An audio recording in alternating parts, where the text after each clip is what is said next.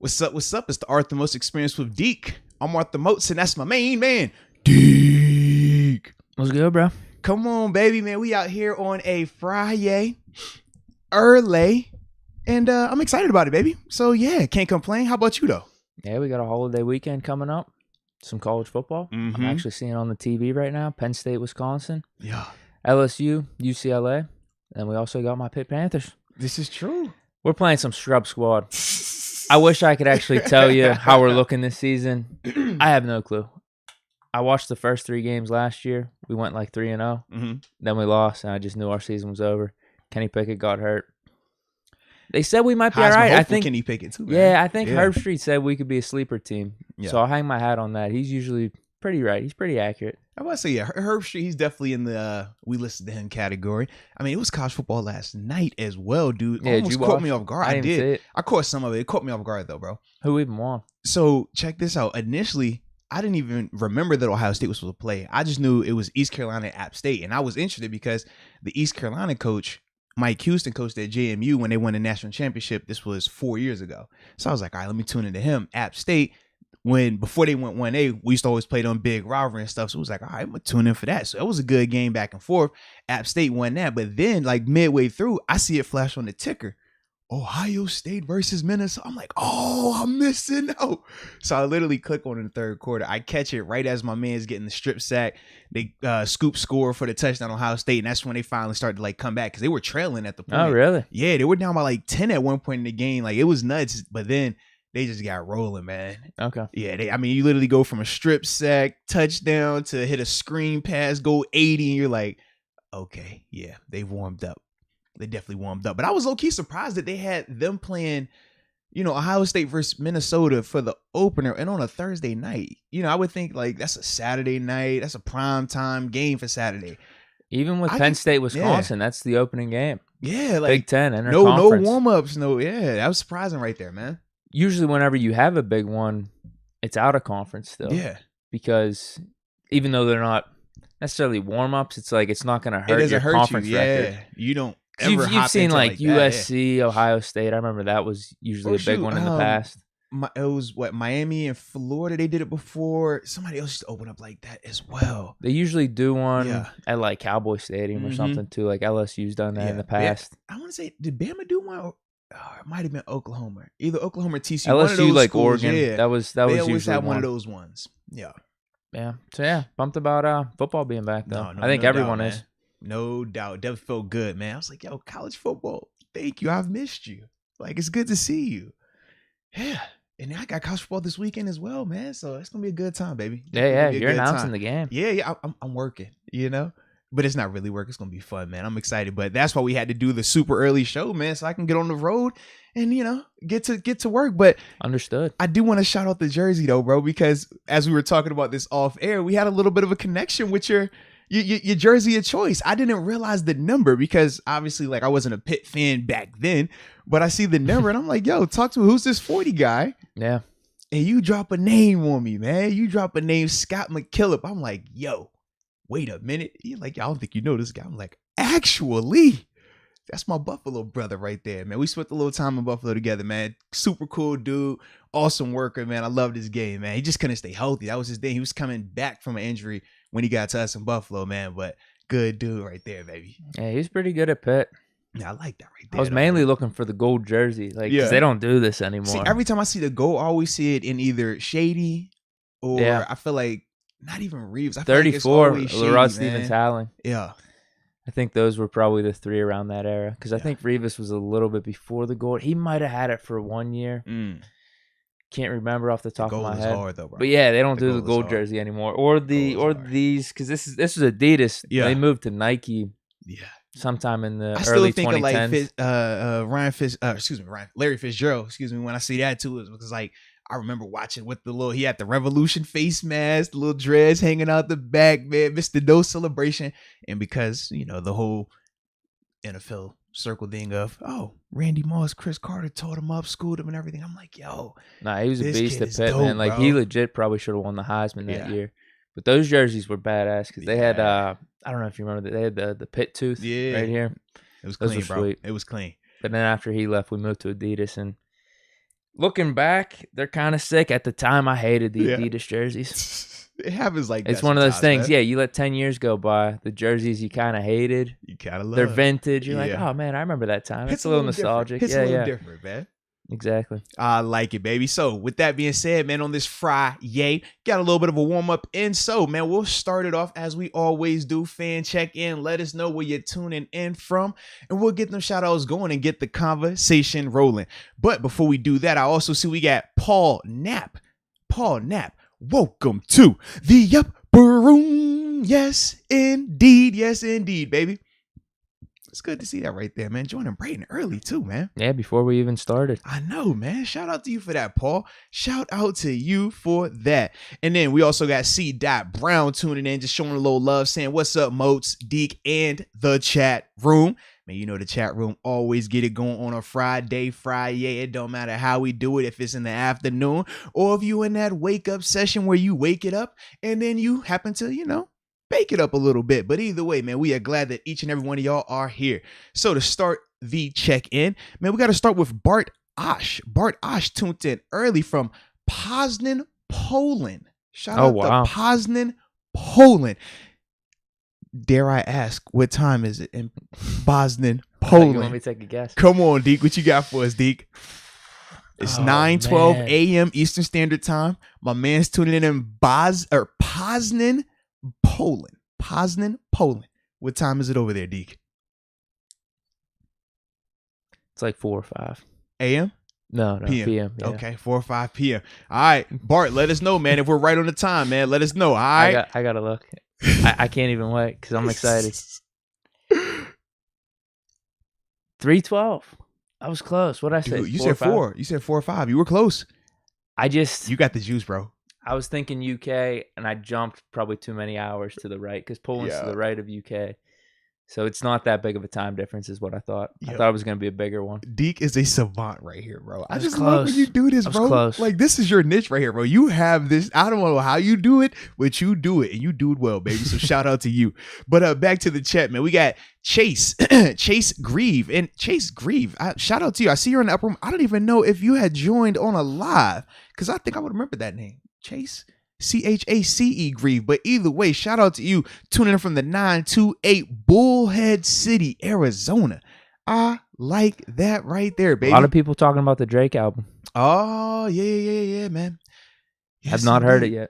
I haven't either yet, man. I know everybody was tweeting about it yesterday. I saw like Brian, Katie, they were starting to like put little hints out that it was going to be dropping soon. And then I saw where Drake, he's doing billboards in all like the major markets and says like, okay, in Atlanta, Lil Baby is on the album. Okay, he's down in it says like, emojis. Wherever he's at, he's like, yo, he'll have like a billboard sign, like, okay, this person's on the album, but he's doing it like in that market. So it's dope how he's going about it, man. I like that. But yeah, we're gonna have to check, man. When you hear the Kanye album? You said you were like halfway through. I'm halfway through. You know when I'm gonna finish it? When I'm done with this show, because I got on your way. Yeah, I'm driving down to the JMU, so I figure I'm gonna tap in here a couple of times and be good to go. It's 27 tracks. I'll probably hear it twice on my drive down there because it's so long. I dabbled a little bit, just like sampling 30 seconds a song here or there. Mm-hmm. I have a fefeeling the Drake one's gonna be better. It's fair enough, man. Yeah, we'll see how the Drake one ends up. But some people are saying it's already pretty fire here. Okay. I like it. We also got No Quarter 32 tuning in from the 704 Charlotte, North Carolina in the building. What you got on your way, baby? Well, we got Harry Way.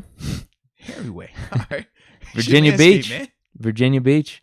Eli Mullen. I don't know if he's tuning in from JMU. He goes to JMU, but he's saying JMU. Hey, shout out. We got Big Twink, the man. 585 from Rochester, New York. John Doe. Tuning in from the 412. Gotta love that. Jar Devil, always tuning in. 310, Southern California. Yes, indeed. And we got Wade Keith just giving a super chat, checking in from. Oh, wow. TJ just signed it already land. Yes. I think TJ just signed it already land is like located about 5 miles away from Never Land where you can get cornerbacks as well. That's what Keith Butler was talking about. So, yeah, I think it looks like he's going to sign the TJ. He's going to sign. Butler was smiling about it. Just win. That's the thing, win. Are they off on Monday for Labor Day? No, they won't be. No, because they're off Thursday through Sunday. So, yeah, they'll practice on Monday. Monday. I hope so. Stop wasting time. Unless you think they could get it done on off days, or is that typical? I mean, you could get the deal done whenever. Literally, I'm just thinking press conferences and stuff. Well, the press conference, you get that after the fact. That's simple. Okay. But to get the actual deal done, you get the deal done. Well, they can get the deal done today and just say we're going to have the press conference on Tuesday. Okay, If they want maybe to. that's Yeah. it. Maybe that's it. Yeah. Maybe they'll get it done on maybe Saturday. Maybe Saturday. People work on the weekends? I could see it. It's Saturday, though. You can't conduct business on a Saturday. Do they want to be making headlines with it or no? Or do they want it to be low-key? It's a headline. TJ Watt signing because it's taking this on. I don't think it's going to be a I'm just thinking with college football. I could see that blending in with a college football Saturday. TJ Watt signs at like 3 p.m. on a Saturday. No, you that'd be can't bigger. see that? I think it'd be bigger. Imagine if that 3 p.m. report said TJ is not signing. We would know that. No. What I mean is it will make news. A lot of people be tweeting about Yeah. it. I feel it blending in with that day. Is what I mean. I don't see it as a background. Got you. I see it just as like another nice little thing to add to the Saturday. College football plus the TJ Watt news. Yeah. But then, are they going to be conducting business when these coaches and GMs are probably going to be out looking at some of these college kids? Because typically they haven't had these opportunities. Typically, you're making your final roster cuts and you're preparing for a game. Let's say Monday then. Yeah. I would say, because I know I've heard multiple GMs say that that's what they're looking forward to this week and being able to actually get out to some of these games that they typically wouldn't be able to do. Okay. Yeah. So that could be. But either way, though, man, just get the deal done. I don't care when he gets it done. Just get it done. It's going to be before this week. I could see it in Butler's face. That's what it was? Yeah, they asked him a question and he was like smiling. I thought it was supposed to get done at halftime of the Panthers game. And then it was as soon as the game is over. And then it was the next day. And then it was the day after that. And here we are. It's like. Well, who reported it? That was Dulac. And Dulac is fired. No, don't play. Dulac is on the payroll. Like, what we talking about, man? Well, I saw it from Butler. I saw his face whenever they asked the question. So I got it straight from the source in a way. But you also saw how they were getting on Butler. They were saying how because he was so heavy-handed pro player when he was first asked about it, that this time he had a whole different tune, whole different approach to it. So I'm not necessarily going with Butts all the way there just yet. Okay. Yeah, when Butts hit you with the, man, I'm worried about the guy not being hit shape, man. He need to be back out there. Whereas beforehand, he says, yeah, I don't blame him. He should never come out there if he ain't got that deal done. Catch my drift? Yeah. I was like, man, that's a heck of a 180 right there, Butts. Come on, baby. But he understands who cuts that check as well. And sometimes you got to do what you got to do. So shout out to you for that. But getting back to the morning check-in, man, before we start today's show all the way, getting into the meat and potatoes of this thing, we got Josh B tuning in from the 256 Huntsville, Alabama. Slim Easy Steel, the 724 Uniontown, PA. Then after that, you got Jamel Smith, the 413 Springfield, Massachusetts. Shout out to that. Yenzer J tuning in from Sacramento, California, the 916, aka Sac Town. And let's see. Oh, this is probably one of the doper comments I've seen. Trevante Richmond. He says, man, I'm a teacher and I'm showing my kids what a podcast is. Dude, Keep going. That's dope right there, man. And John Doe responds. He says, shout out to the teachers who play Moats and Deke in class. Hey, man, those are the best teachers, man, because we're always giving out life lessons and geographical lessons as my man. Yeah, what's going on right now? Is this before all the classes start? Like waiting period in your homeroom, right? Because probably? if it's like high school, they're probably already an hour, 2 hours into the day. If it's middle school, homeroom. Yeah, if this is during an actual class, that's kind of legendary. That's a lot of respect. Or if it's homeroom, though, still respect. Either way, man, shoot. If it is that, man, we need to send something to your class, man, just to show a little love, because that's how we rock out over here, baby. So, yes. But look, we got one more super chat. Then after that, man, we'll start this topic up, man. And this is from, I'm going to let you read that name if you want to.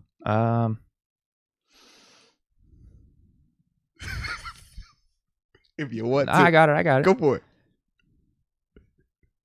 Kasas Abdul Aziz. That's what I'm talking about. I think that was pretty good. Go to work, Deke. He's out in Pittsburgh, California. Oh, okay. And that's without the H. That's like a legit thing. Yeah, like seriously. He's not screwing with us. No, that's definitely a legit place right there, man. I like that though, baby. So with that being said, man, let's get into this first topic, man, where we will be discussing who we think is going to win Offensive Player of the Year and Defensive Player of the Year. Now, we know who you think will be Offensive Player of the Year, but I don't think it's as cut and dry as you think it is, baby. So we're going to have that talk. And that's why I said Offensive Player of the Year. I was very strategic in my award that I want to discuss with you today.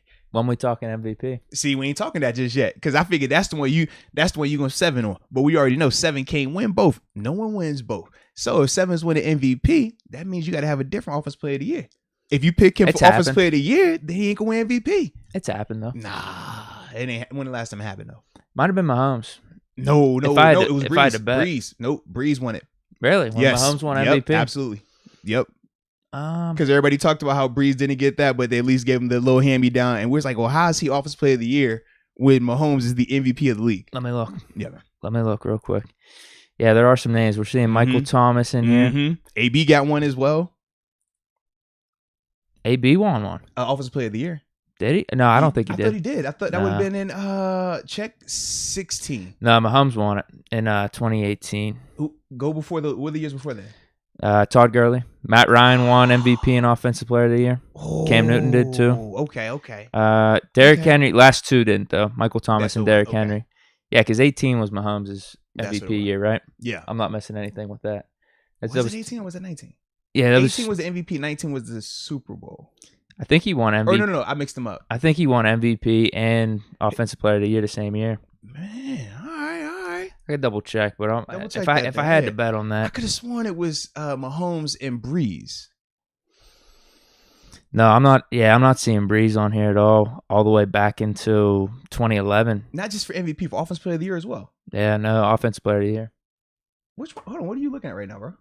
Yeah, I think this is Offensive Player of the Year because, yeah, like I said, Derrick Henry. Okay. Derrick Henry's on there. Michael Thomas. Let me double check. I'll go to the Pro Football Reference. I thought you had it pulled up as MVPs and Offensive Player of the Year together. No, it's the same thing with Mahomes. 2018 MVP, 2018 Offensive Player of the Year. Okay, all right. So I stand corrected then. Yeah, so it's been done. I stand corrected then. So Ben is not winning Offensive Player of the Year. He can't be in this category. I'd say it's 50. It's 50-50 over the past like 5-6 years between skill positions like Michael Thomas, Henry. You have Todd Gurley in there, but also you got Cam Newton, Matt Ryan, Patrick Mahomes. There's a chance. Okay. There's a chance. If you do it well enough, you can do both. Right. But we already said we're not worried about Ben's stats this year. You already told us. I'm definitely not. It's about the wins. So we're good. So he'll lead us undefeated. So who else do you have? Or is that the guys you're going with for all the for Offensive Player of the Year? Yeah, I'm just gonna keep that same energy. To be honest with you, I'm gonna be boring about it. Do you have a top 3 then? Give us a top 3. Top 3. There we go. That's what we need from you, Deke. Top 3s from here on out. Yes, that's the workaround. There we go. So I got Ben in the mix. I think you got to have Mahomes in the mix too. Okay. Man, any of those top 4 or 5 quarterbacks. Give us your 3. Cause you're definitive on your 1. Yeah. Yeah. So this is the Deke we're looking for right here. Najee Harris, low key. Might have a chance. Instead of Rookie of the Year, you go straight. I'm just saying, straight Offensive Player of the Year. Ooh. No, I'm not gonna do that. Because I see John Doe in the chat. He's talking about Najee for Offensive Rookie of the Year. I like those. I'm not gonna do that. My thinking is just, you go back to like Zeke Elliott, his rookie year. I mean, those type of numbers. He had like 1,600 yards on the ground. I can't remember how many receiving, but he was probably close to 2,000 all purpose. No, he was. But I think if you pull that off on a rookie year. But the only reason it was like that was because of how they viewed Dak and how they utilized Dak. I don't think you view Ben like how they view Dak. No, that's what I'm saying. If Ben's winning Offensive Player of the Year, it's going to be tough to also, or win MVP, it's going to also be tough for the running back to win Offensive Player of the Year on the same team. Bro, you start going. All right, because it's tough for me to sway from quarterbacks. It's not an issue with swaying from quarterbacks. I just said just top 3. That's it. You were so narrow sighted though, man. You only looked at 7. It's like, but it is over the past like 5 or 6 years, 50-50 between. But that's fine. That's skill fine. Positions. That's fine. But you got 2 more options then. I'm kind of hard pressed to think of someone though, because like Saquon Barkley's coming off injury. What about Christian? I was gonna say Christian McCaffrey. He's like off injury too. Who's gonna be the receiver that's Michael Thomas-esque or AB-esque, where they're just getting force-fed? Think about what DeAndre Hopkins did last year. And I think he's going to have a really good year, like 1,500 yards. He led the league in receiving last year. No. Diggs had it. Yeah, Diggs did. But DeAndre set either the team record or it was a season high for him, whichever one it was. That's what I mean. Yeah. I don't know right off the top of my head if there's going to be a receiver getting like 1,700, 1,800 yards, 120 receptions like that. Diggs he'll be close. Josh Allen force feeds him, but he wins like a lot. Okay, I'm thinking he's just going to have a notch down in production. Not anything crazy, maybe 1,400. That's all. I just don't know if that season's going to be replicable. Vincent Murray. Michael Thomas. He brings up, what about Derrick Henry? Vincent Murray brings up Derrick Henry. He says he's got to be a front runner. That's my thoughts. He went for 2K. That's my thoughts with him though too. I don't know if what he's been doing these past couple of years is going to be completely replicable like that. I'm not gonna lie. I feel the same. Like he's gonna be good. He's gonna be good. I know that feeling. I hate to be that guy. Offensive player of the year again. There's just not one guy that sticks out to me. If it was AB back in his prime, I think he should be in the mix. Even like a Julio in his prime. He's not anymore. He's with Tennessee. AJ Brown's there. Now Eli Mullen, he brings up Devontae Adams. I feel like it's gonna be hard for Devontae because the credit's gonna go to Rodgers though, right? Because Devontae had that type of season last year. I mean, Henry went off though, right? But never were we speaking of Devontae like he was the reason. It was always Rodgers, and I think for Devontae to go off, Rodgers is going to be going off as well, and it's going to be that same conversation, that same perception. I don't think Rodgers is going to have the same year. I think it's got to be Mahomes. See, you don't. I think he's going to be even better, bro. Just because he's pissed off, he's going to be wanting to prove a point, and he knows this is his last ride, and you're giving him an additional game. I think he's going to be really damn good. Yeah. I just don't know if the stats are going to. The only reason I think be the same because those were so inflated. I think with those touchdowns, but you're giving him an extra game. That's the thing that I keep thinking of. I'm like, he's a guy that he can do that. You know, certain players. I mean, Ben's in that category. We've seen like with one game where 400 yards, 5 touchdowns. You're like, all right, this is a crazy. Even Brady did that versus Detroit late in last year. He did it in a half. Remember, he didn't even play the second half. So I'm like, I can easily see a scenario where Rodgers does surpass it, as crazy as it sounds, man. I'll say for the top 3, I'll throw Mahomes in there and I'll throw Brady in there. Part of me wants to throw like Herbert in. I just need to see it again. I need to see it again. I'm not going to lie. I like that idea, though. He's young, though. I need to see it again. Brady, what he's doing down in Tampa Bay's offense for him to throw like 40-plus touchdowns in his first year. Yeah. The whole offense is back. AB's more acclimated. I could see him having a pretty big statistical year. Yeah. Even though he's 44. I'll go with Mahomes, Brady. Yeah.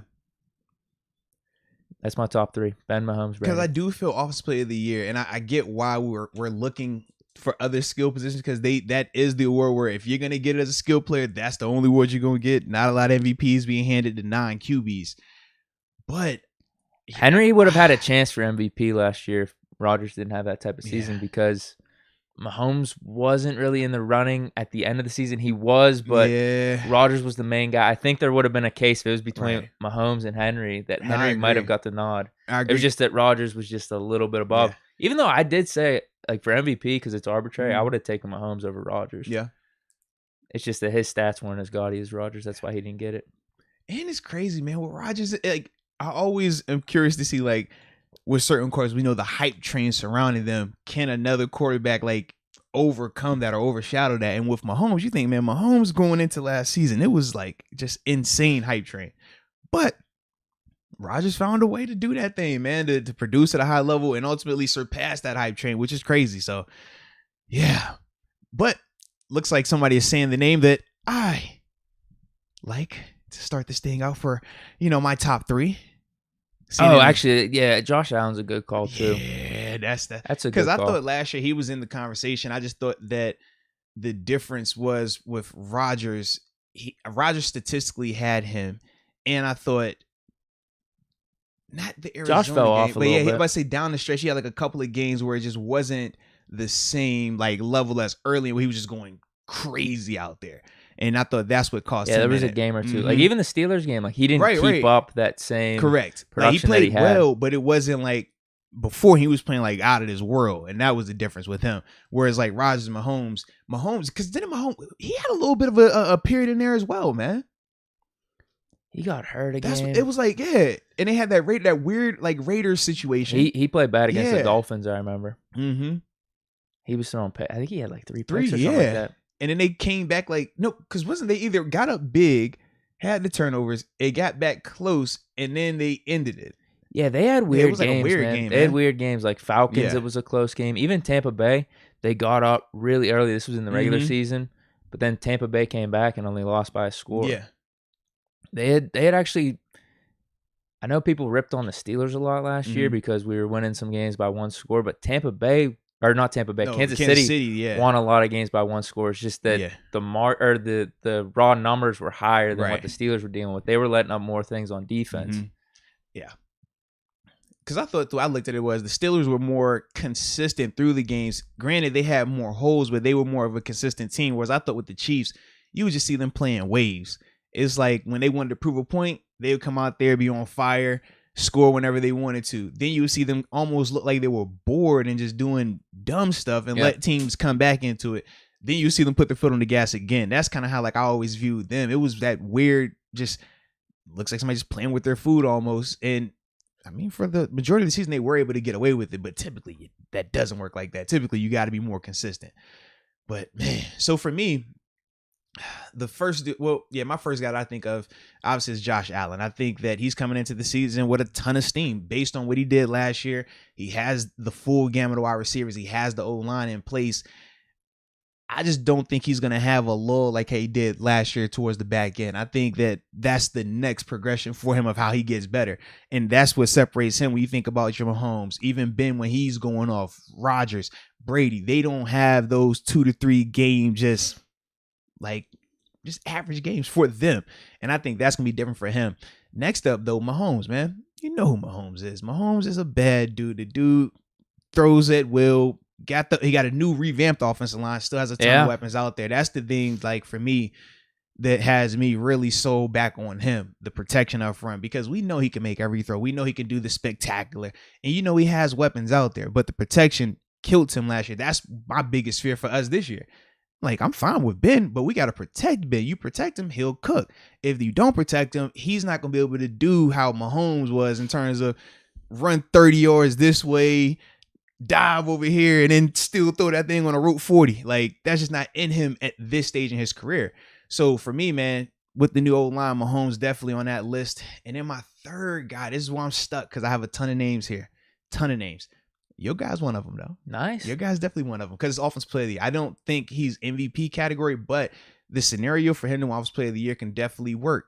When you have a Najee, who I tell you, I don't think Najee gets a ton of his productivity just running the ball. I think a lot of it is going to be him dumping it to him out the backfield. Those are going to be beneficial for Ben's numbers as a whole. Big scheme. We know 4K is the big number. That's going to guarantee that's going to be above that. Then I also like what we have at wide receiver in terms of if the O-line can just protect enough, you got downfield weapons, legitimate weapons. And we even seen Ben, whether it's in the preseason games or like I said in practice, I've seen them stretch the field with those guys. I like that. O-line, though, they got to protect him. But if they do that, he'll be in the conversation because the team is going to win enough. He plays for the Steelers. His name is already enough to be in that conversation. So he's definitely in that category. Obviously, you got to have in Aaron Rodgers. He's going to be there. But for me, I look at Aaron Rodgers more in that MVP category. I think that he's going to be on a mission. Derrick Henry, I think he takes a step back. I do too. It's hard to have that many carries, that many years, and not start. And they got Julio Jones too. Yeah, in terms of just raw numbers and how many carries he's gonna get. Yeah, when you have Julio Jones, you're gonna throw the ball just a little bit more. Yeah, he's an upgrade over Corey Davis. I would say yes. Even if we're saying a little bit, I think it's a little bit more than a little bit, but yes.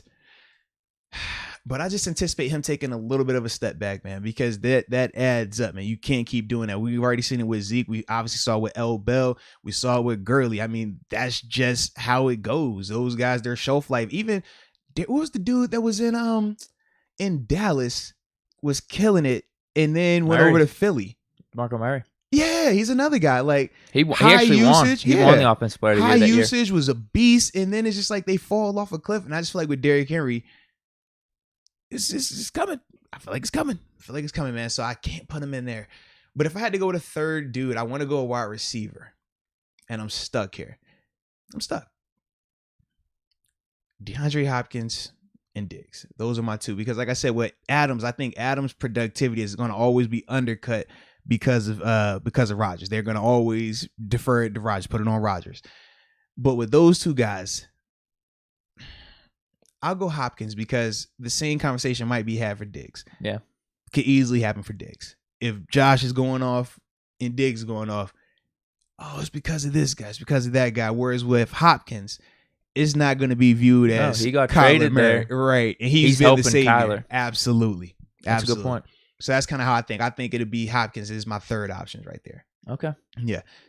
Shoot, maybe I should, man, we didn't even ask the chat. You know what, man? Let me ask the chat, man, who they think. Who, let us know. I don't even, I could pull that up, though. Can you even pull that up? No, I want to be just ask the question. Yeah. So. I could ask it. You want me to throw it in there? You throw that in there, man. Yeah. Ooh, now people are saying Ridley over Hopkins. Ooh. Who, Ridley? Like Calvin Ridley? Yeah, they're going Calvin Ridley at 1%. That's not a bad call. I like Justin Jefferson. Now, Vincent Murray brought up Justin Jefferson. I like him a lot. I do. I don't think he has the same year. I'm nervous with Kirk. He's going to be fine. I think 1,200, 1,300 yards. Yeah, it's a good point, too, with Kirk Cousins. Yeah. We know Kirk. Yeah. Calvin Ridley's that's a really sleeper call just because you don't really consider him wide receiver one or this bona fide stud. But with Julio Jones, with Julio Jones not being there, Matt Ryan's going to be force feeding it to him. He has to. Yeah. And then I just don't know how good Atlanta's going to be.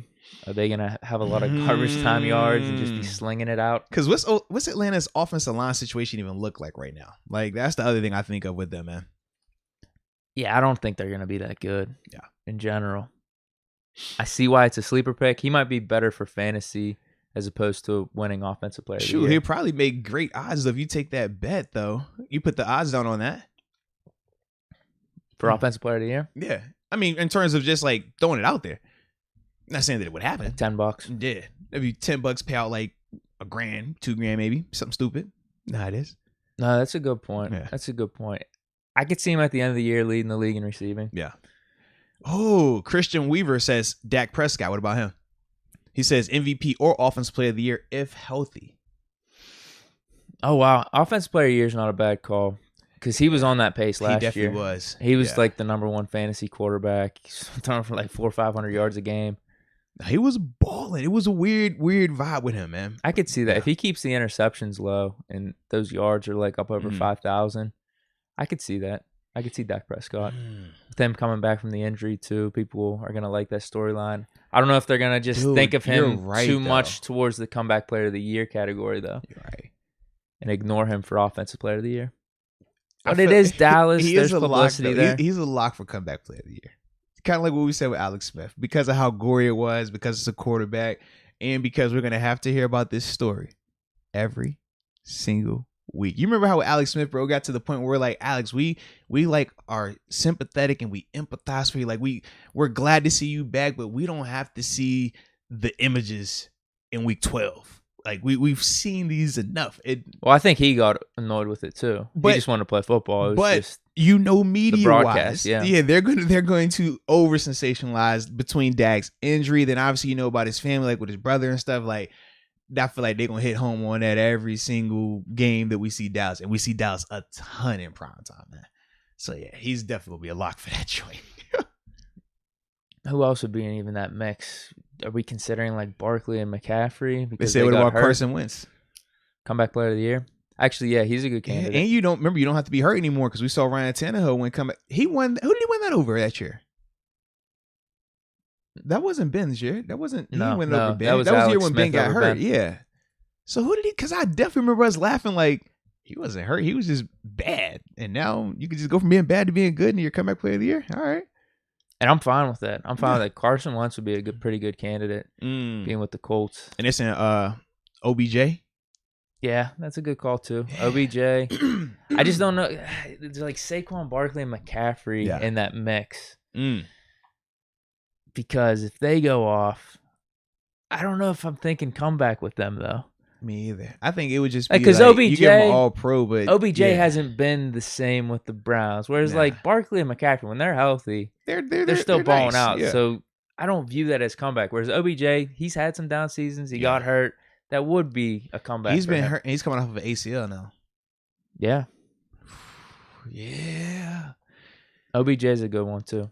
Man, He's not gonna get the ball enough though. I know because It ain't gonna be like that. He'll have another good season. I think with the Browns, he has 2 borderline 1,000-yard years, but that's what he's gonna get. Their style of offense is not gonna Baker's not throwing the ball enough for that. They want to run the ball, and then after that, they want to play action. And they still got Jarvis. They got other options, man. Yeah, he'll be 1,000-yard receiver. A great season for him would be like 1,200 yards, in my opinion. Yeah. Even though he's had sneaky 1,100 seasons there in Cleveland, you're just like, that was it? You had that many yards right there? Like, I wouldn't expect it. That would have to mean Carson Wentz sucks and Dak Prescott sucks for OBJ to get it, in my opinion. 1,200 yards, that compared to if Dak Prescott ends up throwing for almost 5,000 yards, maybe like 30 touchdowns. Dak can't play any worse than Alex Smith played last year.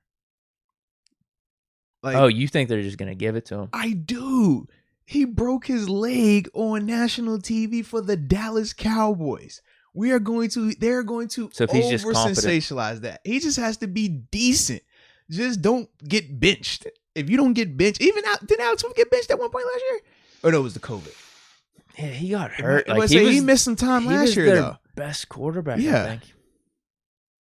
Because when they brought him in, they actually started winning, and then they ended up winning the division. Yeah. But they had that Heineke dude in there for a little bit. Yeah, and he still won. They went through 4 or 5 quarterbacks. And we said to ourselves, it was like, if it was really just based on the sheer number part of it, then Ben, it would have been a debate because Ben was coming off of injury. But because of how they not hyped it up because it was very significant, but how they just kept talking about it, even when he wasn't even out there anymore, he still was going to win that award. And I think Dak is going to be in that same category, man. Yeah, there were a ton of people that said as soon as Smith steps on the field, he wins. He wins it like it was that simple. He could throw 5 picks, but just for him to be walking on the NFL field, he showed back up and made a team after that gruesome injury. We haven't seen that since Joe Theismann. And you know what happened with Joe. And he's just like, dude, so we kind of already got the blueprint. Y'all already set that precedent there. Now, Caleb Cole, no, I do not have nothing against the Seahawks, all right? And I actually haven't been seeing you spam the comment, but he has been seeing Deke, Metcalf, and Russell Wilson as Offensive Player of the Year candidates as well. I had missed that. My bad, Caleb. That's bad. Fair. Yes, I agree. The reason I'm a little bit low on the Seahawks, though, is I just think they got some holes in their team, man. I do. I don't know how they're going to do in their division. You got to be, you got to be at the top typically or on a team that's winning a lot to get that type of recognition. I'm a little leery of the Seahawks right now. That's all. Yeah, that's fair. Yeah. They could be in that top 10 or just. Right. I'm not saying they're going to be a terrible team. Sleeper pick for the Offensive Player of the Years, but yeah, they should be considered. Yeah. They are. I don't know if they're being overlooked, but they're not as talked about as much coming into this year because Russell Wilson last year, man, they really put the marketing campaign out for him to win MVP. Let him cook. He needs to start calling the plays for the offense. The let it cook, bro. They used to play that every week. Let it cook. The first 5-7 weeks, let it cook. You gotta let him cook. Let Russ cook. Oh, we're just gonna play Russ moving around the pocket. All right, watch him move again. I'm like, dang, dude. All right, they barely won. I think they lost this game. Let them cook. I got you. Chill. Yeah, my top 3 then. I got Ben, Mahomes, Brady. Yeah. That's what I'm saying. Okay. I just don't have a good feeling for any of the skill position players this year. Travis Kelce. What about him? That's another name. Yeah. Okay. I'm not going to say he sucks or anything, but he's had his run, man. Yeah. It's not I don't think his numbers are going any more up. Fair enough. I don't think they will either. He'll be fine. He'll have over 1,000 yards, but there's no way. I think last year was actually probably his best season too, statistically. No, I thought he had that one when he was on the cover. When he got on the cover of Madden. What year was that? Nah, he was never on the cover. Bro, I could have sworn he had one. Mahomes was. Dang, go on, man. I could have sworn I seen him on, or I know he had the TV show. Could have sworn he was on the cover of another one of them things, man. He might have been. I know magazine. For a fact he had a TV show, yeah. Yeah, bro. Last year, 1,400 yards, 11 touchdowns. Wow. His other best season was 1,300, what 10 year was touchdowns. That was 2 seasons back, 2018. 18, okay. Man. I just don't see his numbers going up. Although, what about his touchdowns, there's the whole extra game. Where is touchdowns looking at, though? Huh? Touchdowns from per. On that season? Yeah. It was 10. 10. What's the most he's had in a season? 11. That was last year. Gotcha. Yeah. Okay. Man, he's been healthy as hell, though. No, he has, man. I'm looking at this ever since, he's 25. 16 games. Ooh, 15 games. Another comeback player of the year candidate as well. Eli brought up George Kittle. Now, I don't remember him being like... I feel the same way as Barkley and McCaffrey. Like, I don't look at it as like the same, because they're already just great players still. Like, we expect them to be great still. Even though he was banged up, he was still productive last year when he was out there. He would have to either get injured again this season or have a down year, and then the following season do it. Yeah, I think he's more eligible. Right. Unless he would have missed like that's all why, of last season. That's why I consider OBJ a better candidate. Just because absolutely. He hasn't been the same with the Browns whenever you compare him back to the New York Giants. And statistically, if he come out here and go for 1,200, 1,300. Plus the injury. Yeah. I would consider him, Get a couple tutties and they get back to celebrating. Yeah, absolutely. All right, so switching to the defensive side then, man. I feel like it's a two. I'm sorry, I'm just boring monster, today. I'm boring today. But you got to give us the top three either way. So I will do top three again. I like top three, so that way boring-ish, but you still got to come. Yeah. Because I'm right there with you. Trust me, I am. TJ's a good pick, I think. Yeah. Anyone would say that, Yeah, right? I feel like we should have two of these names he was similar. Snubbed the last 2 years. At least most people would think that. Mm-hmm. Even though, I don't know, Stephon Gilmore was a pretty damn good season. Aaron Donald last year. If anything, he should have got it last season because his stats were just straight up better, and I didn't think there was a clear-cut guy, and he hadn't won it. Yeah. So I thought TJ had a really good shot, even though I thought his 2019 season was better. Like, he had way more impact in 2019, is what it is. So he's obviously a candidate. We could all agree with that. Donald's always going to be in the mix, dude. Okay. He's a beast. Mm-hmm. The last pick. It's the spicy one right here. It definitely is. Do you want me to read some of the names that are coming in right now? Or you want to stay? I don't know why I don't know why I'm thinking Jalen Ramsey a little bit. I just think he could really ball out. All right. It'd be like a Stephon Gilmore type of season. Yeah. But go ahead. Yeah, let's look at these names. So some of the names I'm seeing: Myles Garrett, Nick Bosa is another one. Obviously, you have Xavier Howard, who led the league. We had 10 interceptions last year. He's had, I think it's. If he wasn't in the mix last year, he ain't gonna be in the mix again. Well, he was in the mix last year. He was. They were talking about him. Yeah, they were. But it was just everybody assumed it was TJ or Donald's to win just because of how they were. Myles Garrett's a good call. The problem with him has Chase been, Young is another name that people are bringing up. Yeah, Myles Garrett. The problem with him is just missing games these past couple of years because he was on that pace. He was being talked about. He definitely was, middle of the season, week 8, 9, 10. Because he had 10 sacks by like week 8 the 1 year. Was that the Mason year? Yeah. Yeah, because it was just like, yo, I think he was 10 for 10. Like, he played 10 games, he had 10 sacks. Which is like crazy. And then, he got, self-inflicted, but either way, he wasn't out there. Yeah, Myles Garrett's definitely a good call. Yeah. And with Cleveland, they're going to, oh my gosh, they're going to get a ton of hype, even more so, which helps him. That definitely helps. You're gonna need that you're gonna need that notoriety. You need primetime games. They got the quarterback that people are gonna be talking about. They got the receivers. They got names. Yeah, and he's definitely the face of that defense. So anything that looks good for them or does good, it's led by Myles Garrett. Yeah. So it's gonna be hard. It's gonna be hard for Jalen Ramsey getting it over Myles Garrett. Maybe even one of those Bosa's if they go off. Mm-hmm. I do think Jalen Ramsey's gonna have an awesome year, though. Yeah. He's an awesome player. Yeah, I think he's gonna have like 6, 7 picks. It's just a hot take. Maybe a little bit. I don't think it's a hot take though all the way. Like I think he does go But off. In terms of getting like high number of picks, because there could always be the scenario where people aren't throwing his way. Yeah.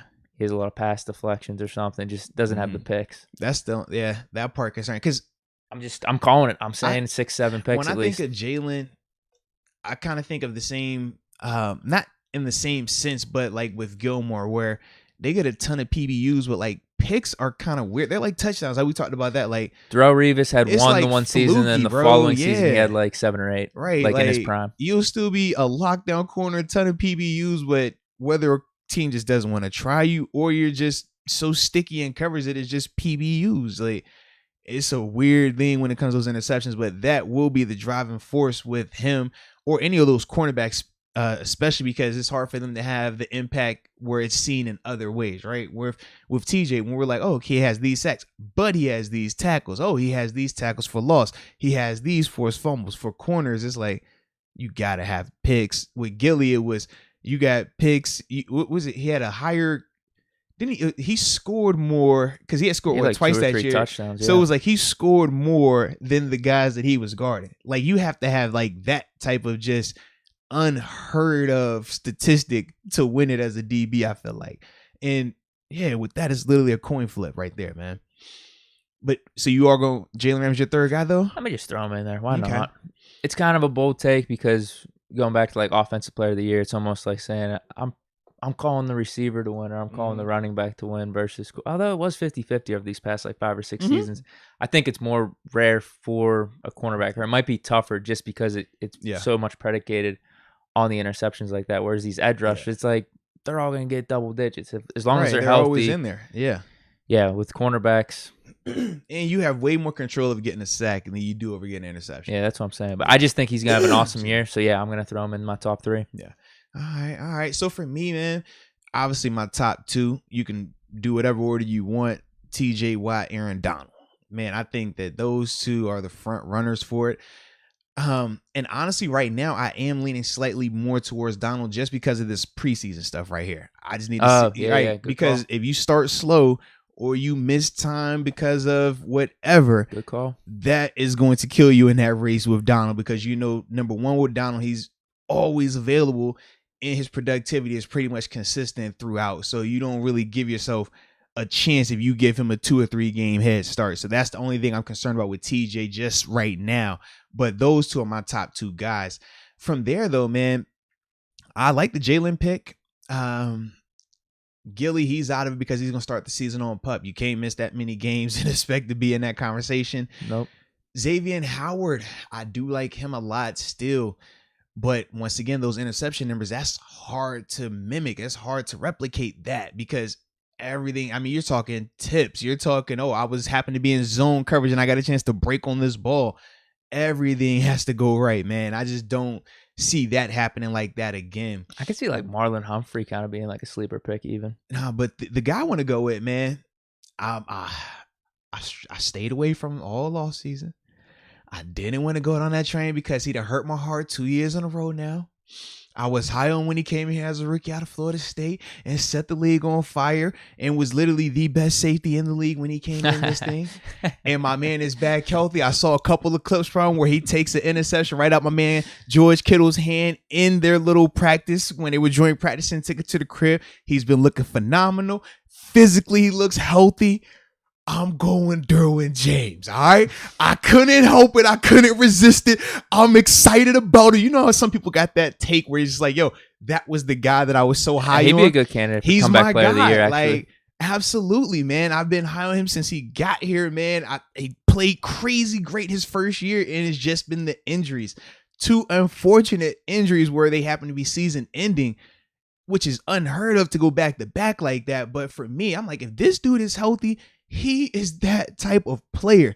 He could play in the run. He can cover. He can create splash turnovers, man. I love Derwin James, man. Like, even before it was Mika, for me, I vote Derwin. Like, that's been my guy, man. So, yeah, if he's healthy, dude, that's the guy. But he has to stay healthy. I mean, bringing up Minka. He has to stay healthy, man. Minka's a good candidate, too. I put him in the top 10. Absolutely. Oh, top 10 for a fact. At one point last year, it seemed like TJ was the front runner, at least coming out of the Steelers. But I remember you brought it up. It's like some people are talking about Minka for defensive player of the year because he might have got that pick against the Cowboys. And you started looking at his numbers a little bit. If he would have kept it up those last few weeks in the season, he may have been in the mix. He needs like a pick 6, maybe like 6 interceptions total. Because he ended up with what, 4? How many he ended up with last year?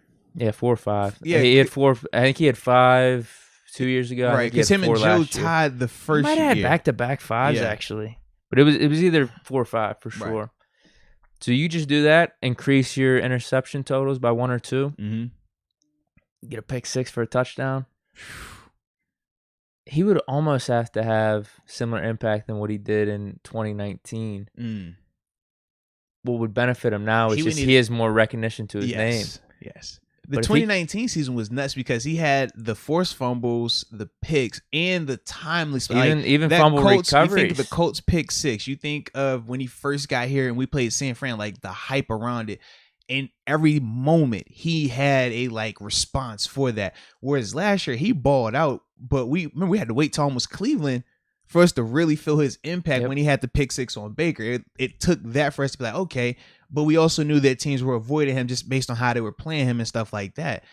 But if he gets a couple of those plays, because that's the difference, right? As a secondary player, you got to get interceptions, but you also have to get a touchdown. You got to touch that paint somehow, some way. The guys that typically win it on defense, they've done it on multiple occasions like that. But Minka is more than capable of that. Absolutely, he's more than capable. Yeah, he actually might be a better candidate than Jalen Ramsey. He might have a better chance. I do like that. I just think Ramsey's going off. I feel like Ramsey will get more opportunities. I don't know what it is. Maybe it's the vibe with the Rams, Stafford being there. I actually think they're going to be in the mix. Yeah. For what they did last year with the Goff. Rams a lot. I'm just nervous about the running back situation, bro. They said they're literally trying to do running back by committee to start it out. And when I just look at it, I'm like, that could backfire. I'm not as confident with that since Akers is not out there anymore. They've been successful with some bum running backs, though. I know. CJ Anderson. But CJ wasn't playing like a bum, though. He was hot then. He looked like he turned the clock back a little bit. Then as soon as he left, he went back to being who he thought he was. But that's my thought. I think maybe Michelle, whatever running back, I think they got Henderson. Yeah. See, I'm not as high on Henderson, but Michelle, he might be able to have a pretty decent season with the Rams just because of McVay, the system. Now they got Stafford. That's my feeling with it.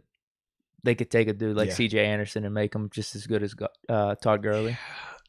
I do think Sonny Michel is better than CJ at this point.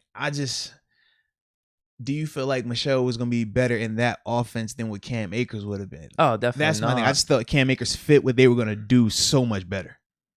Sony can get. I don't know if it's by that much though.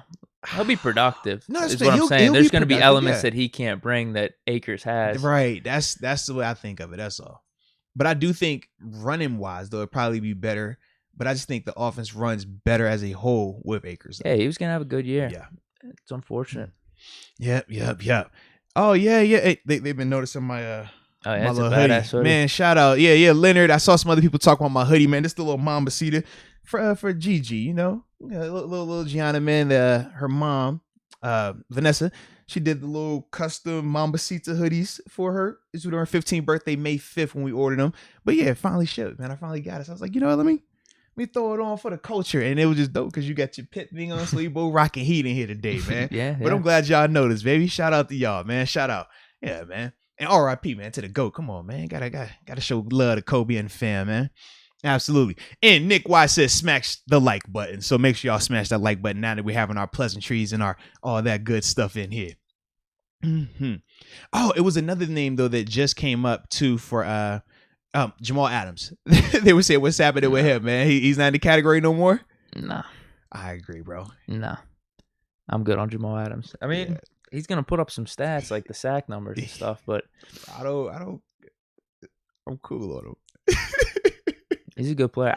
He does get too much negative publicity online. Yeah. They call him Blitz Boy and shit, but he's a really good player. I just don't think for defensive player of the year, man. Because the thing is, you talk about Jamal as an elite safety, and he is, but the reason why people don't appreciate it is because you want cover guys. You want your safeties to be cover guys, not blitzers. We always say you blitz the guys that can't cover. So it's more so a knock, but he's turned it into a weapon for him where how he's able to get sacks, but that'd be like if your corner has 10 sacks out there. You're like, bro, you're supposed to be covering people. I don't care about you blitzing like that, but you're a great blitzer, but you're supposed to be in coverage.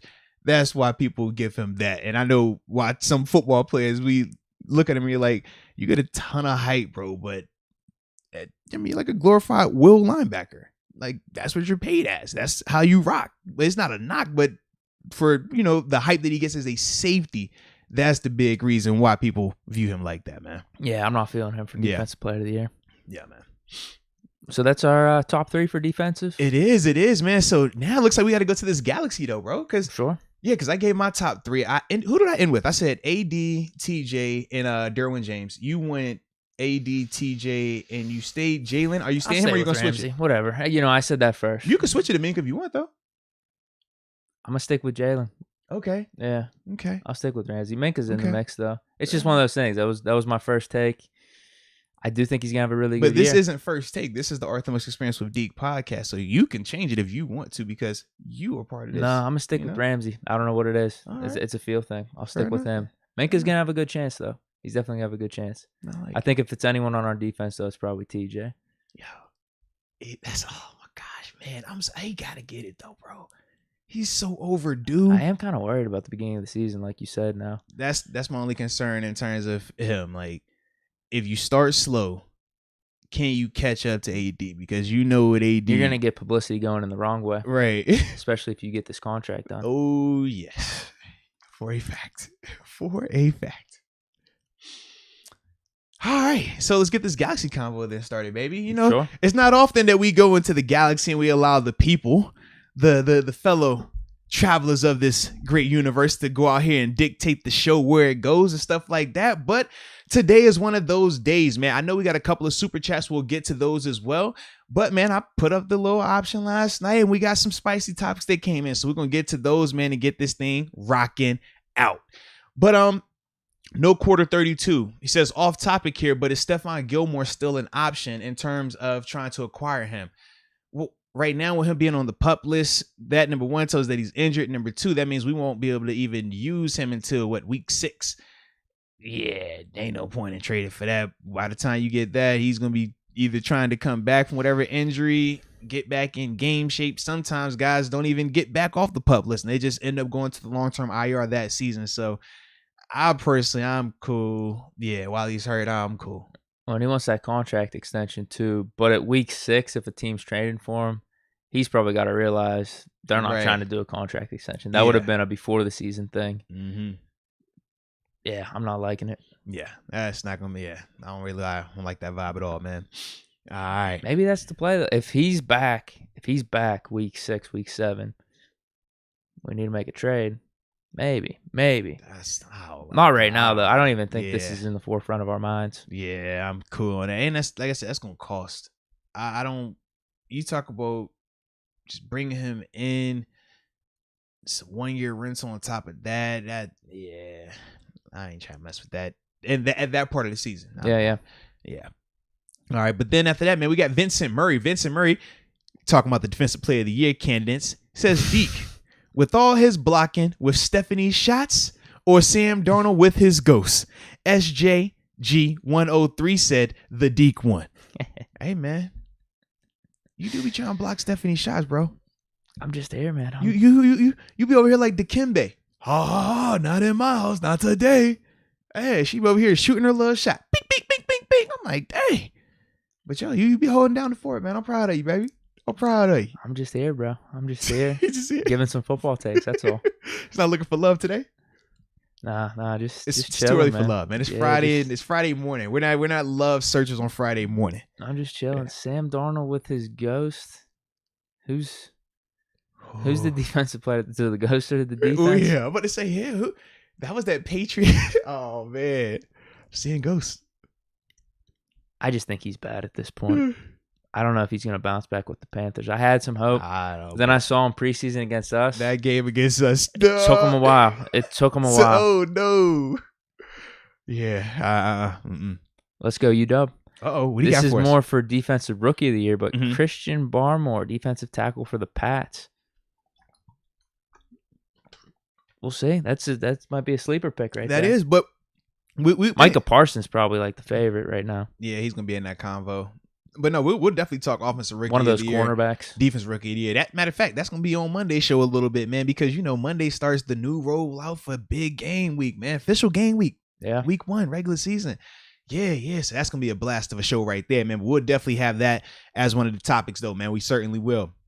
But going to, the first of these Galaxy topics that we had last night, or excuse me, that I had put out there, was from Saquon D's. Saquon D's, that man, says, what are our thoughts on Pac-Man Jones calling the Pittsburgh Steelers the dirtiest team in the NFL. So this is when he was on Shannon Sharp's little show. Yeah. Yeah, we touched on that a little bit about the AB wink. After Perfect hit him, I saw AB. He winked at us. He gave me that. I just don't buy it. I buy that maybe that's what Pac-Man saw, but for AB, it was like a twitch in his eye because he was so jacked up. There's just no way. He missed the next game. That's what I'm saying, bro. If you're trying to sell it that hard, I would be really upset with AB if that was the case. Like, oh, I was actually good. And I just went to sell it next week so I ain't show up. It's not a lot that I get upset with AB about, and I've seen a lot with AB, right? We've dealt with a lot with AB, but it's not a lot that gets me upset. That right there, that'll have me hot, baby. That would have me hot. So I refuse to believe that one, man. Yeah. Yeah, there's no way. Oh, dirtiest team. That's a bold call. Like, come on, man. I think Perfect really gave the Bengals a bad rap. I mean, outside looking in though, I always joked with Debo about this. I said the way that people view Perfect when I was in Buffalo, that's how we view Debo in Pittsburgh. Like when he hit Massaquoi, Cole, he was just laugh. And I'd be like, bro, like I'm glad you're not really fighting it, because when we were like for a fact, and y'all had Hines on offense, I plenty of times, bro. Like, yo, he took out Keith like Rivers. I'm not dealing with them. Like, and then I remember when Terrence Garvin broke the punter's face. What was that? Opening game season. I'm like, yo, you broke the punter's. Like, bro, what are y'all doing over there? Yeah, man. Like, so I can understand where he's coming from. I can't, but Perfect was worse than us. So he's gonna say, dirty. Yeah, they were more dirty. Yeah, because Perfect definitely did some like blatant dirty. Like, I see what you're saying with Harrison, and when we had like Ryan was Clark having the big streak, hits. But at that point, in 2015, who did y'all knock out before then? I don't think we were really in the mix for that. Y'all knocked a couple people out during all that time frame, man. I felt like from 10 to 16. No, because 16 I was. No, it's probably earlier. It was like 10 to 13, probably or 8 08, to 13. 08, like our Super Bowl year. Those were the great Y'all defenses. had a run where y'all was like just murdering people on the field, and I would like dude. Sports Illustrated on the cover the one time. It was like you see Debo hitting my man's folded up like this. I said that's on the cover. Yeah. He had the other interview too. I forget what magazine it was. I don't know if it was Sports Illustrated or not. And remember he had the guns. I'm like, bro, he was just ripping on Goodell. I thought y'all were the craziest team. If he was on man. fire, I wouldn't piss on him. Dude, yes. So you could just imagine for those that weren't Steelers fans the whole time, like us looking at it, was like, yo, y'all definitely up there. Like, yeah, this is crazy. But around 15, 16. It wasn't like that. We were like we were a civilized group. You know, we had a little bit more integrity about ourselves. The Bengals probably would have been tops in the league at that point because of They Perfect. were tops in the league at that point. Absolutely. Because Perfect was doing that to us. Baltimore, I forgot the dude that was like in the end zone. He like smashed them. Yeah. Yeah. And then the tackle on Ben that knocked him out of the wild card game. I can't really say that was dirty. Nah, that was a clean tackle. But that right now might have been called for excessive tackling. I don't even know what the calls are now. Like driving the QB to the ground. You can't land on that. That may have. That was a good tackle though. Ben just landed on his shoulder. But no, he's the one that gave the Bengals like a pretty bad rap in my opinion. They were the tops. They were the tops around then. People like Pac-Man was out there. They really there, started cleaning up the league. Because I can't even think like right now who's the dirtiest team. Right. And when I think of Pac-Man, I didn't think of Pac-Man as a dirty player on the field. I just thought of Pac-Man like I don't want to get like my life altered, because you know that man, he really live it. And that was the thought process when I thought of like Pac-Man. I like Perfect. I thought it was like dirty. Pac-Man, I just thought like crazy. Well, that's the thing. They were both good players, actually. Super good Pac-Man players. was good. Absolutely. Perfect was a really good player. Yes, I wanted us to draft him. Dude, I really did. He was a like, Pac-Man fan because, you know, in Dallas. Like, I love Pac-Man, bro. Do you remember when Perfect was at AZ State? It was his junior year, coming off of that season. He was considered a top 5 prospect coming into his senior year. Yes. And then got in trouble. He went all the way down to undrafted. I was like, dude. Why don't we take a chance on him in the 6th round, please? Like, this dude's going to be a stud. It was almost like the Tyrann Mathieu situation. No, it was like identical to that. Because Tyrann, but the thing was, I thought with Tyrann, because it was just the marijuana, it wasn't, I mean, even though it was still... I don't even remember what Perfect got in trouble for. Right, with Perfect, I thought it was a little bit more... I think it was some like, on-field antics, No, that's what I'm saying. Like, Perfect, it was definitely more like what he was doing out there was like kind of reckless. Whereas with math, it was just the marijuana, and then Les Miles at the time didn't want to deal with it, so they ultimately kicked him off. That was what that part was. Yeah. Man, when did Burford come out? Imagine if we did draft him with Harrison. Oh my. Bro, it would have had to have been. Burford had to come in, what, 13? Yeah, I was in college. Yeah, it had to when be he was in college. It had to be 13, 14 time frame. Yeah, 12, 13 maybe. So we still had I was a couple Harrison. years ahead. He was on the down, but Harrison and Burford, they were probably on the same team at some point with the Bengals. Probably. No, they were. Yeah, because Debo said it. Because Debo said, "I would teach him how to do this. I would show him this." It would be like, "Well, thanks a lot, Debo. We really appreciate that." And he would be like, "Yeah, I'd want to tell him, like, if you're gonna get fined, you can pick and choose. You can either hit him in the head or you can blow his knee out. Pick which one you want." I'm like, "Oh, cool. I like it. You bring up a good point there. Thanks." Yeah, I don't know what Pac-Man was on in that interview. It seemed like he was really sincere about it. He's like, "I swear to God, God strike me down. I'm a God-fearing man." Caleb Cole also brought up the juju hit on Burfict as well. Does that play into it? Because that is more recent as well. And we did we all, we know how that celebration went. It was shirts made, pep rallies thrown, fingers pointing at dead bodies. You know how it was very uncivilized. They reminded me of when the Steelers knocked out, was that Pat White with the Dolphins, and you see, it's a dead man right there. Like, that's what I'm saying, man. That reminded me of the Hines Ward Keith Rivers block. Oh man, yeah, a little bit. Yep, absolutely. You know that block had me paranoid when they moved in the linebacker. I used to hate. But I'm telling you, dude. Yeah, bro. Growing up, like that Hines Ward hit. Mm-hmm. The Harrison ones, I think we all knew in the back of our minds, like, these are some helmet shots. A lot of Ryan Clark's, though, I viewed as clean. These were just hard-ass hits. He had one or two that was body like a missile. That's the thing. Like, we always say certain people use their body like a weapon. And when you see RC out there with just tape on his fingers, you're like, yo, this dude is crazy. And you watch him play, certain guys don't have a fear of going to sleep. And you'd rather they be on your team, You got some guys, they gonna shy away from it. Other guys just like, yo, they do not blink. They're gonna go at you and they're gonna try to knock your lights out. If they happen to shut theirs out in the process, so be it. They just call it the price of doing business. But not everybody's like that, man. I'm situationally like that. I'm situationally crazy. Bringing up the juju hit, though. Is that dirty at the time? Well, obviously, he got suspended. They called it right. They said my man Ryan had no regard for human life. Yes, Charles, that's a great way to describe him, man. My dude was out here, like, ending lives, bro. It's just when I think about growing up, like, that hit's like something you're celebrating. Oh, no Because he hits him with the shoulder and everything, gets knocked out like that. He went out on the shield. But I guess just with how the NFL changed, it was considered dirty. Yeah. Like, perfect. So, like, he legit, like, went into Le'Veon Bell's knee. Yeah.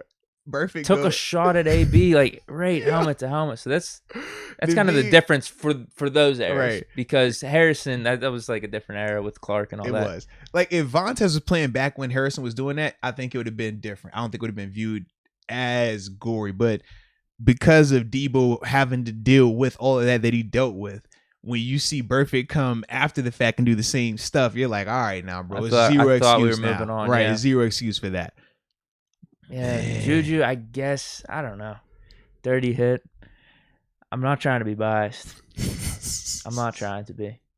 It felt more clean than anything Burfict did. I'll put it that way. I don't know. It was, But like we're saying, if the rules change, that's not allowed. Like, for me, I just know, because that would have been a clean hit back in 2008. It's just hard for me to care about it, like, because everything leading up to it. It's like, yo, you gonna get what you gonna get. You can't go from we had war, we beefing, now you get knocked out, we go retroactive. Oh man, I'm sorry that happened to you. That was a dirty hit. Nah, I'll forever say that was a clean hit to me. The same way when I saw Shazier hit Giovanni Bernard and knock him out. Clean hit to me as well, man. They obviously got rebuttals. It is what it is, but yeah. Just like, you can't go that way with it, man. It was clean. I ain't see nothing. Okay. So that's solid right there, man. Good. That's our good first one from Saquon D's. All right. Next up, we got Air Force One here. And Air Force One says, will Coach Tomlin step into the front office as general manager when he is done coaching? He also says, please say yes, coach, with an exclamation point. Wait, who'd you say? Who's the name? This is from Air Force One. No. The name. Coach Tomlin. Would Coach Tomlin step into a GM role when he's done coaching?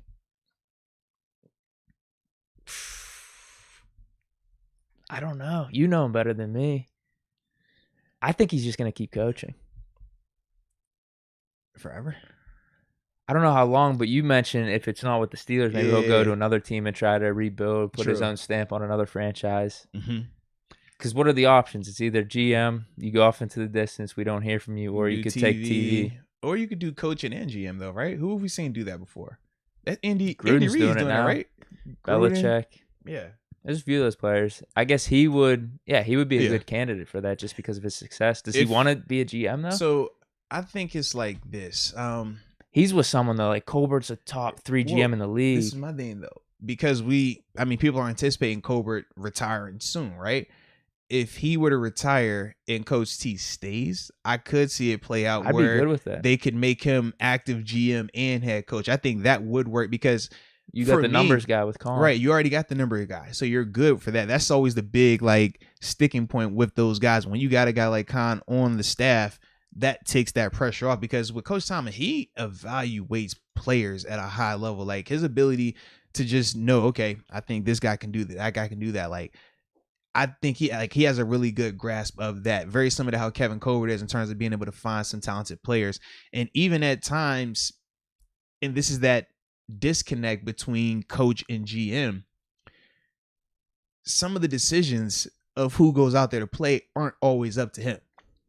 So even though we might feel like a player is better, even though he might feel like a player is better and gives the team a better chance to win, sometimes just based on the business element of it, a decision is made from above his pay grade and you just got to kind of have to deal with it.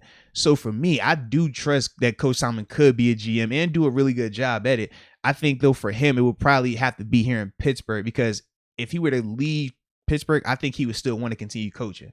And if he's going to continue coaching, if the situation isn't going to allow him to do both, I think he would rather coach than just be GM. Yeah, I would actually definitely be good with that option. Yeah, if they did for him to do both though, I would love whenever Kevin Colbert does decide to hang it up, if Coach Tomlin is still here, I would definitely be down for him being coach and GM. We just had for these past 20 years probably a top 2 or 3 GM in the NFL. Who are we gonna replace him with? I'd rather just replace him with Tomlin for sure. It goes back to what you said for his evaluation of players. I trust that, and then I like that element too, where he can kind of control the whole thing, and then you have that numbers guy with him too. As long as because you got to have the numbers guy. You got to have that guy to be able to make this work, know which guys you can get and how that operates. And Khan, for a fact, he gives you that. We know he's bona fide. Sometimes maybe not the best. Would he be doing the negotiations though? No, that's the thing. Okay. So even in negotiations, Tomlin was a part of it. When I did my contract, I talked to Coach T, Kevin Colbert, and Khan. Those are the main guys. Khan for the numbers, Coach T for a role, and then Kevin Colbert was more so role big picture in terms of I said that backwards. Kevin Colbert was more so the role of where he saw me at. Coach T was more the specifics of how that was going to play out. So those are the 3 that you mainly talk to when you're doing a contract negotiation. You don't talk to Mr. Rooney until it's done. But Mr. Rooney he doesn't talk that business part of it. You'll talk to him, but he's not going to talk all right, we want to do those guys. Yeah, he trusts those guys. Absolutely. I'm definitely good with Tomlin taking over that role. But Coach T could easily it wouldn't even be out of character for him. Even when I was coming from Buffalo down here, the first go around, he was still on the phone, somebody I was still talking to. I remember during that process. Yeah, I remember you telling me he called you up even after your first year with the Steelers, whenever you were in free agency, because you were talking about Atlanta. He was like, "Moats, what's going on, man? Let's I know you talk played about this before, man. Come on, you from Party Town, P-Town, baby. Come on, baby, pull up, do it for the crib." I was like, "All right, 757, let's do it." Yeah, I'd definitely be good with that. That's good with me. I just don't know because the way he brought it up was Tomlin would just stop coaching and then become a GM. I don't know if I see that. I see him more as a coach, or like you said, he'd have to be GM and coach. I mean, he's more than qualified candidate for that. If you have some of these other coaches doing it, he's been a top, easily 4 or 5 coach in the league since he's been here. Now, I got a question though. I'm starting to think about something here. I do think a lot of us do like the idea of Coach Tomlin transitioning or doing coach and GM right when Kevin Colbert leaves. But we happen to have somebody in the chat that doesn't necessarily agree with Coach Tomlin being that fair. guy. And I was thinking Steeler to myself, Nation's like 50-50 on Tomlin. Should we poll it up? That's what I was thinking, because I know sometimes with the first person that I saw bring it up, this particular person, we know they have strong takes, right? Sometimes they like a certain quarterback and sometimes they hate a certain offensive lineman, all right? But we know the one person that they do always like on the show sits to the right of me. So she could be biased. But I think the rest of the people, I think they could give us a good, good depiction of whether or not they think Coach Thomas should be the GM afterwards. Yeah, pull it up. Can't have it, can't hurt. So what we'll do is I'm gonna get this poll going. You get to talking, please. Sure. And we'll roll it like that. Should Coach T? My thoughts with Tomlin, because like I said, top 4 or 5 coach in the league right now. With the Steelers, like if Colbert leaves, like are we bringing in some young GM? Yeah.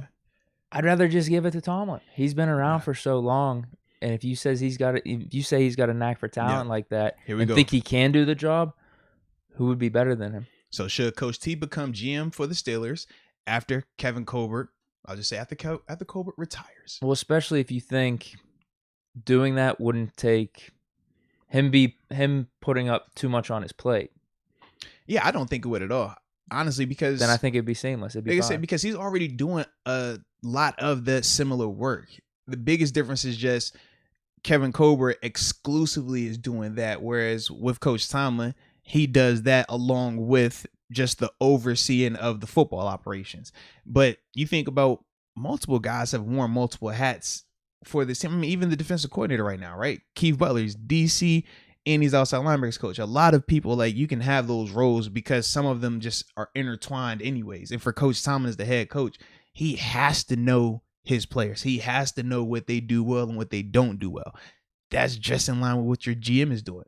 But the big part with the GM is those guys typically have that money locked in. They know all the big picture. And when you have a guy like Omar Khan on the staff already, that alleviates Coach Tomlin for that.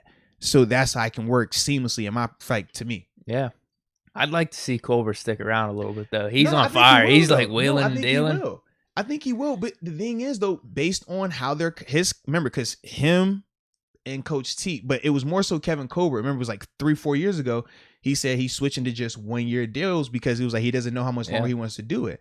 Now, like I said, that was 3 years ago. He's on for 2022, correct? Yeah, up until the draft, I want to say. Yeah, it's weird. Yeah, it's up until the draft. So once again, we don't know, like, are you going to sign an extension after that? Or is that going to be it? As long as he keep doing the 1 years, that's why everybody's like, well, when we not kicking him out, but we think it's going to be sooner rather than later. Now, speculation is that it will be whenever Ben leaves. And we had talked about that, where it could be Ben, Tomlin, and Colbert. I think it would be Ben and Colbert together and Coach T stays. Just because I don't think Coach T is interested in retiring or stopping coaching right now. Whereas with Colbert, he's already, like I said, starting to give those indications. He's older. He's been doing this, like, honestly, he's been the GM almost longer than I've been alive. Like, it's crazy, dude. Yeah. He's got to be like 65 or something. Yeah. It's around that time. But I think he's seeing the team. There's some potential here. He could put a couple more rings on his fingers. Mm-hmm. So he's going to stick around a little bit, make some of these nice deals. Fair enough. How's the poll looking? All right, so the poll is about 2 minutes in, but we're looking at about 75% saying yes. They would want Coach Tomlin to become the GM afterwards. We'll give him some time. Yes. It's still early, baby. You know, we'll check. We can't be going at 2 minutes. Nah, man. Think got to get a little time to cook it up a little bit. So while that poll is cooking, that's gonna be interesting. I'm ready when we come back to that, though, because that is a good idea. I wouldn't in terms of the first guy after Colbert. If Coach T is still here, like, I would not be opposed. If it doesn't work out, I don't know. Like, I don't know what you do then, but I'd rather take that chance. Yeah, I would be fine if it didn't work out. Even if you wanted to say, okay, we'll clean house, or you say, okay, Coach Tomlin, we're gonna actually just hire a GM and have you go back to being head coach. I think of McVay, right, out in LA. Remember, at first they didn't have an OC, right? And at times he was fine being head coach and OC, but then he said, he feels like he's not really paying attention to the defense out there, right? He's missing stuff. Okay, it's not a knock. We'll just hire an OC. So you're still going to be involved in it, but now you don't have to feel like it's a burden for you anymore. So for Coach T, yeah, try it out. If you feel like it's a burden or we think you can't, handle it all the way, well, it's easy to go ahead and just hire a GM, but we already know you can't do it the other way, right? In terms of us bringing in this GM and then we're going to try to go back and give Coach T that opportunity. That'd get a little just business-wise awkward, I feel like. Yeah. We got Black and Martyr giving a super chat. Oh, shout out to Black and Martyr. He always Sorry I missed the last few shows. Uh-oh. I've been visiting my old stomping grounds in Vegas. Ooh, Felt weird not being able to tune in. LOL. It did feel weird that having you in here, Black and Martyr, but we always appreciate you stepping up like you always do. And shout out to Vegas, man. I hope you enjoyed yourself out there, man. Yes. And then we also had two other chats that came in. First one, let's go UW. He had also said this after he was talking about the Defensive Rookie of the Year. He said that Sue is worse. All right. Sue is worse. Do you got context for me on that? I got to see. How does it spell? Like Ndamukong Suh. Like S-U-H? Yeah, about being a dirty player. Oh, yeah. But he kind of slowed down once he left. That's what Detroit, he's talking about? It's got to be, bro. But once he left Detroit, I thought it chilled out a little bit. Detroit Sue was a man on a mission, bro. Yeah, he was doing shit kind of when he was the play like stopped. Blatant dirty. Like when he stumped my man, yeah. That's, you know what? That might be a better category because Burfict and Debo, they were making football plays. It was just dated. Like 20 years ago, these are clean football plays. And their generation, those were bad and we frowned upon them. But what Sue was doing, that's going to be illegal in any, like, it don't matter when you playing, what generation. You can't kick 70s, that might have been fun. It was a Joe Green, right? Yeah, Joe hit it. Joe stumped the genitalia area. Well, the one, I don't know if it was flagged or not. You ever see this when the Cowboys dude was heckling our kicker for missing a field goal? He comes out, he's like patting our kicker on the head. After he missed, Jack Lambert runs out from the sideline. He might have been on the field at the time. Takes the dude that was heckling the kicker, like it just throws him to the ground. So that's probably 2 flags right there. Easily, bro. Easily. In this time, one for the Cowboys dude heckling him, that's taunting, and then Jack Lambert, that's probably like unnecessary roughness or some type of shit. I don't know if there were any flags there though. You never hear about it, at least. That's funny. It's a good tape. Like you could probably find that on YouTube. I'm gonna look for it now, bro. I definitely missed that. Yeah, Lambert was badass, man. Yeah. So you know what? Then maybe Sue he would have been legal back then. That's about it though, bro. Because what Sue was doing, and like now Trina still diva said he's still doing it down in Miami. I don't watch him like that, but no, he's on Tampa Bay. Well, he just left because he was in Miami the year before. Was it 2 years ago? Right? Yeah, it'd been 2 years ago. So so now he's down in Tampa. Yeah, like I said, I ain't paying attention to it like that. But Sue was different. But y'all leave my draft class brother alone. All right, leave him alone. That's not a bad call. Yeah, I like that. That's not a bad call. All right, next up we have Antoine Patterson tapping in, man. Shout out to you, Antoine, as well. We appreciate your support. He says, the most 412... ... What happens to BJ Finney and Rashad Coward when our injured players, Stephon Tuitt and Anthony McFarland, are activated to play?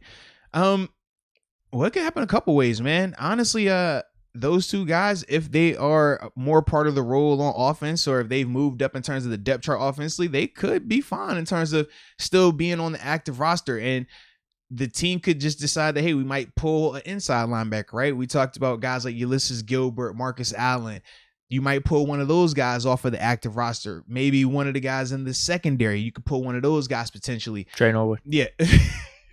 I know that's your guy now. He should do Cassius Marks. I'm already getting it, bro. I'm already getting it. Maybe. You got to chill, though, because he's still young. He hasn't come on the show just yet, man. That's fair. It's going to get awkward, bro. You do that afterwards, man. I'm sorry. Not on the front end, afterwards, bro. Yeah. People are still high on him. They are. They're like, the Steelers staff. They love Norwood. I'm like, man. They are. I hope so. I hope it's a little different than what I'm seeing in preseason. Yeah, dude.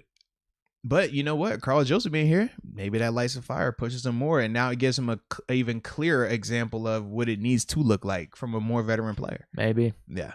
So you got some options with that right there, man. But that's ultimately how that thing will play out when Tuitt and McFarland come back. And remember, they can't come back at least until week 3.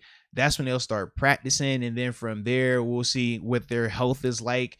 Obviously, we know with Tua's situation is just different because of everything surrounding it. So I don't know just with that one, but McFarland, have they listed what his was just yet? I have no clue. I feel like we won't get that until after Monday, because that'll be like when the official game week starts and they have to give a like legitimate, detailed injury report, injury update. So when Monday hits, that'll be good for us at least. And by the time we do our show on Monday night, in that prime time hour, man, then we'll be able to, have a little bit more info on how significant these injuries are. Because if it's not a significant thing, then yeah, McFarland should be back a lot sooner. Because do you remember him getting hurt? No. That's why I was surprised. Yeah, I do not remember that at all, man. So, yeah. All right, let's see what the next topic was, though, with our Galaxy Travelers as we talk this thing. Oh, it's from Equalizer, and I do like this because he spells his name very exotic. But Equalizer says, who is potentially the biggest breakout star this year for the Steelers? Also, an offensive and defensive starter who we think will lose their spot for the Steelers this year. I like this. This is very nuanced right here. Shout out to you, Equalizer. I don't even know if you're on the live right now, but he definitely, or they definitely were a part of, when we put up the option of, submitting some topics right here. That's what he gave us. So, potential breakout star for the Steelers this year. He said both offensively and defensively. We can do offensively. Let's do offensively and defensively. Because I know he said, like, in terms of losing a starting spot, that was where he was more specific in terms of offense and defense. He had just said biggest breakout star, but we could definitely do an offensive guy and a defensive guy if we want to. Yeah, offense is tough because, man, are we considering if, like, Claypool goes off breakout? If he emerges as the clear-cut number one, like, it would have to go, like, but I don't, unless you're anticipating, like, a 1,400, 1,300 or receiving season, maybe? I don't even know if I consider that breakout. I actually consider that. Yeah, expected in a way. Just a natural... Mm-hmm. First year to second year jump. Deontay Johnson, like, he's going to have good numbers. He just needed to clean up the drops from last year. Your girl Stephanie spamming us with a name. I'm expecting Dotson does too. I'm going to say Dotson. I like you with O-line. I'm going to say he makes a Pro Bowl. Yeah. Okay. Because they were saying Banner. That's who, yeah. So I was like, all right, we're going O-line today. All right, cool. Go O-line with it. But you're going Dotson on the offensive side. Okay, well, for me, man, my easy one is Pat. I think that he's going to have that breakout. Yeah. Absolutely. He's that guy. I think even though he's not flying under the radar to us, I think, like, that's a good call. In terms of the team, like, we know we're talking Ben, we're talking Najee, we're talking the receivers. Pat, that's the guy, though. I think he's the one that'll have a breakout, man. Yeah, for him to have, like, 700 yards and, like, 12 touchdowns. Yes. I think that's, like, legit. Like, he can realistically do that. That would be a huge shock around the league. Like, they wouldn't be expecting that at all. Question. And you think, like, you feel that impact too. Like, 600-700 yards from your third, fourth, depending on how you look at him, option. Like, that's significant right there, man. But I think the touchdowns, the red zone touchdowns, is where he'll, like, that's gonna be his bread and butter. Yeah, that's what I'm thinking. The yards might be a little bit lower, but you see 2 touchdowns right off the bat. You touch that first preseason game with Ben. Touch that paint is different. Touch that paint, it is different. Defensively, who you have? Ooh, I mean, this is obvious. I would say, yeah. Well, you got 2 options actually. You got 2 guys. Whichever one you pick, I go opposite. Who's my second option? You got Pierre. You got Highsmith. I figured. Oh, Highsmith. Yeah. I'm just thinking Pierre. Yeah. Okay, so all right. So I'll go Highsmith. Pierre's gonna prove he's a legitimate starting corner in the NFL. Okay. So, yeah, since you're going him, I'm going to go Highsmith. I think that Highsmith's had a great camp. I think that Highsmith is ready to show that he can be a starter opposite of TJ Watt and be a productive starter, not just a placeholder. I think that, he's ready to take that with the second-year leap. Like, he's shown that. Now, granted, it was a ton of inferior competition, but it was inferior because he made it inferior. It's not an inferior guy when you're typically talking about third-round draft picks, but what Alex Smith was able to do this offseason, it made it look like that, and that's how it should look. Make every week look like a mismatch then, baby. So that's why, for me, I got Alex Highsmith as my breakout guy for defense. Yeah, that's a good one. Yeah. Now, before we go and transition to the offensive and defensive starters who we think will lose a spot. Okay. Wanted to wrap up the poll about Coach Tomlin switching to GM. Now it's been 13 minutes. About 150 people that participated in it.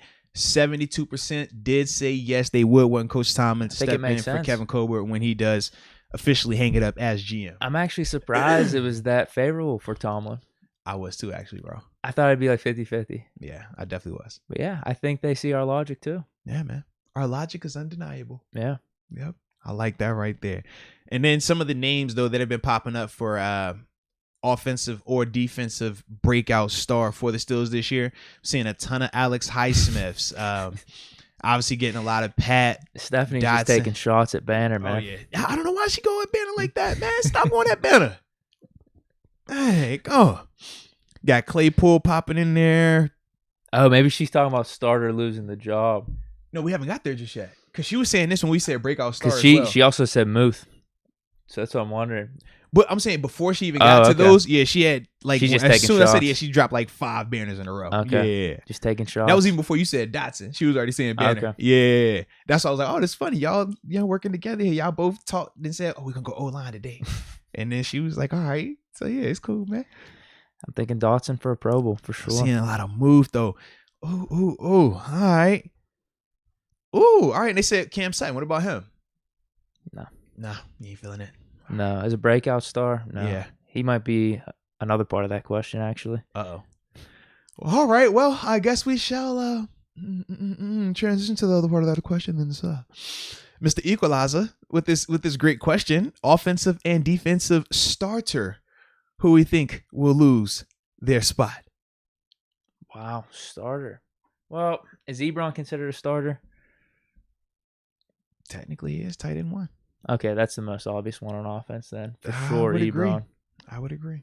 Defense, I think it's obvious too. Cam Sutton, like who else is going to lose their job if you're just going off the numbers? I don't see Minka losing his job. I don't see Edmonds. All right. Unless you don't believe in Pierre. I already put him in my breakout star. For me, offensively,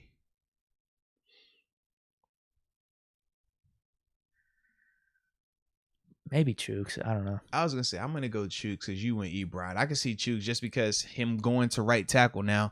We know they anticipate Banner being that guy at right tackle. He obviously got paid to be the guy. He might get a shot when he gets back. Absolutely. Now, we're not saying lose your starting spot in terms of, oh, all right, it's just one game and Banner gets to start when he comes back. No, we're talking about like it's legitimate. That is his job, right? When we talk about Pat taking over for Ebron, it like not Ebron missed this game or they're just punishing Ebron. No, we're talking like he took it and now he is tight end 1. Like that's what we're referring to. So for me, I do think I would go Chooks because he's at right tackle right now. I'd go Chooks. I'll probably go Chooks who's at left as well. Whoa. Because we said about Dan, like it's one of them situations until proven otherwise. But that's the beauty. He's gonna get opportunity. He's gonna get ample opportunity to prove it, especially with Banner being on the injured reserve right now. He at least allots him 3 games to change our minds, to prove that, the preseason training camp was just a bad time for him and he's bounced back and he's continuing to improve. I hope that is the case. But if it's not, he definitely is my candidate on offense. And then defensively, you went Cam Sutton. Oh, you dirty little dog. Here's the problem, though. Here's the problem. The more I'm thinking about this is, could he still be starter at slot corner? He will be. That's how I look at it. Yeah, he's gonna lose the outside. But that's But that's legitimate because he is coming in to be quarterback 2. If James Pierre, which we kind of both anticipate, regardless if it's week 1 or week 3, we do anticipate James Pierre getting that nod eventually to be cornerback 2 and Cam going back to the slot. Then yes, that 100% would equate to that. I can't think of anyone else outside of... Even though it's not as negative, though, for that move, whereas when we're talking about Chooks or even Ebron, it's definitely a lot more negative. Better. Yeah. The conspiracy or the excuse me, the sleeper is Tua doesn't get back fast enough and like Loudermilk balls out or something. Wiley Pipple? Get a little Wiley Pip I don't know action, if it's Loudermilk. It's Wormley? not going to be Wormley. No, bro, no, you sleeping on Wormley, it's man. Not gonna be Wormley. Why? I don't understand why you don't like Wormley, man. But we said with Bugs and Mondo, more nose tackle a little bit. Yeah. Might be Loudermilk. Wormley's going to be all right, bro. Oh, you like him? Wormley's going to be fine. Wormley's more veteran right now. Isaiah is going to have that second act to his career. Just in the sense of, think Tyson, right? Now, granted, Wormley isn't on the same like caliber of player as Tyson, but I think when Tyson was in Jacksonville, he played well, but we never looked at him or talked to him about how we he never view him lived now. up to the first round Right. pick. Whereas when you put him in this defense with this talent around him, now when you're looking at Tyson, we're saying, well, you might legitimately be the worst of the starting D line, starting front seven. Like, that's a great situation to be in if you're Tyson. And Wormley, he's kind of walking into that same situation. And you watch him on tape, even in that Panthers game where they're going against that starting unit, he's the one that's out there disrupting stuff up front. Like him and Bugs, like obviously Bugs, because he's a little bit more veteran, right? In terms of him versus Loudermilk, because Loudermilk is a rookie. You can just see the consistency, but Chase definitely is the more consistent and fundamental. Loudermilk just has way more potential. I think Loudermilk is going to be the better player. It's just he got to be more consistent right now when you watch those two guys. But I'm like, Wormley, man, I think he'll surprise some people just because the players around him. He's going to have TJ. Obviously, we talked about Tyson. You know, you got Cam. And if Highsmith is doing what we think he's going to be able to do, they're not going to be able to put a lot of attention on Wormley. And he's definitely long enough, range enough, athletic enough to take advantage of that, man. Like, definitely, just to watch him. He's one. Just to watch him, man. Are you going that far with it? No, I ain't say that now. Chill out. Okay. I ain't going there. Like I said, just throwing out a sleeper pick because I can't think of anyone else. I can't Wally pip my man to it like that either, baby. Just because it's not like the situation is different. The situation different. So I feel like I can't. Yeah. And my personal, like me personally knowing like my heart hurts for him. I can't do it, bro. Can't do it. TJ Watt's not getting replaced. Bush isn't getting replaced. You know what, Highsmith? What about Highsmith? You know, we haven't seen Highsmith play against one. So if Highsmith goes out there and he's not playing well, you got Melvin Ingram. That could happen. Right. I don't anticipate that's the problem that is at we all, have though. him as a breakout star. Yeah, I don't anticipate it's the same it thing I'm saying with Pierre. Like Pierre, you can make the case for, but if I have him as my breakout star, I don't see him losing it. Exactly. I don't think either one of those. I'm a lot more confident in Highsmith than Pierre, just because with Pierre, we know the pass fail is a lot more noticeable out there compared to Highsmith. Like Highsmith, it's going to take us a couple, like if he's just average or even below the line, right? We're not going to necessarily notice that as much. Yeah. Whereas with Pierre is 2 deep bombs away from us being over here like, all right, bro. Cam, somebody, anybody, like that's how it is. I mean, shoot, Cam Sutton didn't even get those passes completed on him, and we was over here like, hey, bro, you gonna need to go back to this slot. So that's the only thing, you know what I mean? Like that's the only thing. Like let Diggs, Gabriel, David, let one of them dudes take Pierre up top in the first, and then somebody take him up top in the third. We can be over here like, look, man, I done seen enough. Why not show up on Monday? I'm cool, yeah. Seriously, you know that. Whereas for Highsmith, if he's not generating pressure, we're not gonna we will feel it, but we're not gonna be as gung ho because who are the guys that we're gonna be seeing being victims? The back end. We're gonna be seeing those guys catch passes. Whereas with Highsmith, it'll be one of those when we review and we look back a couple weeks like, yo, he doesn't have any sacks. How many QB hits? Like, man, we just need more up front. I just think it'd be different right there. The thing with Highsmith though is just you mentioned earlier, he has Ingram behind him. Whereas like with Pierre or the cornerbacks, like who we replace him with? I guess Justin Lane. There, though. You might be more apt to replace Highsmith with Ingram. I just don't think that's happening though. We're just trying to make up scenarios where it could be. I'm picking Cam Sutton. I think that's the most obvious one. Yeah, to go from cornerback to See, for me, if Spillane was starting, then I would have been like, all right, I'll go Spillane route just because I could see it happening, whether it would have been with Buddy easily. Johnson, whether... if we didn't have Schobert. Right, even if we didn't, or even when they did bring Schobert, if he wasn't the quote-unquote starter day one, they'd be like, all right, that'll be the next one. But yeah, they already made that move. So, yeah, dude. I guess we do. So we end with Sutton, but it's not the Sutton, us settling on him feels way better than how we felt about us settling on Chooks or Ebron. So I'd rather him be in the slot. Yeah, we think it's going to be more beneficial for him. I hope he loses his starting job. Oh, now Trina's still a diva. I don't know if she did this on purpose, but this brought up a good one right here. Another option. So she says Trey Edmonds got released and is on the practice squad. Obviously, Terrell Edmonds didn't, but by her saying that, it brought up Trey Edmonds. Who's the starter at fullback right now? Derek Watt. She's saying Derek Watt's going to lose his job? I can see it. I don't think she's saying it, but the name Trey Edmonds, that would be how that works. He'd have to get hurt. Oh, you think? Yeah. I don't think so. I think he'd have to get hurt, and then we bring in Trey Edmonds to do some of the fullback packages, and Trey Edmonds is good.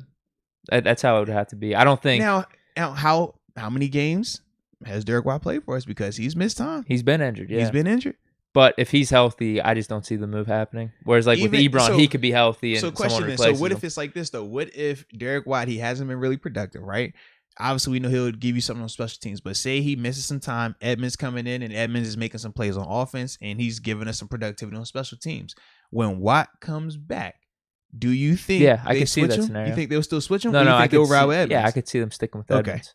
Like that's the only that he'd probably be the only other option, but that's gonna take a lot. That's based off injury, but we were talking about with Chooks and Ebron, right. and even like Cam Sutton. That's just the play part. Yeah, we're moving on from him. Edmonds can't get that opportunity without him going down. That's my guess, unless you think otherwise. I know he'd have to go down for him to get the opportunity. But my thing is, if Edmonds plays well enough when he comes back, it'd be the Wiley Pipp situation. Whereas, shoot, even though you were hurt, you did lose it. Whereas, like with Tua, we don't think it'll play out like that.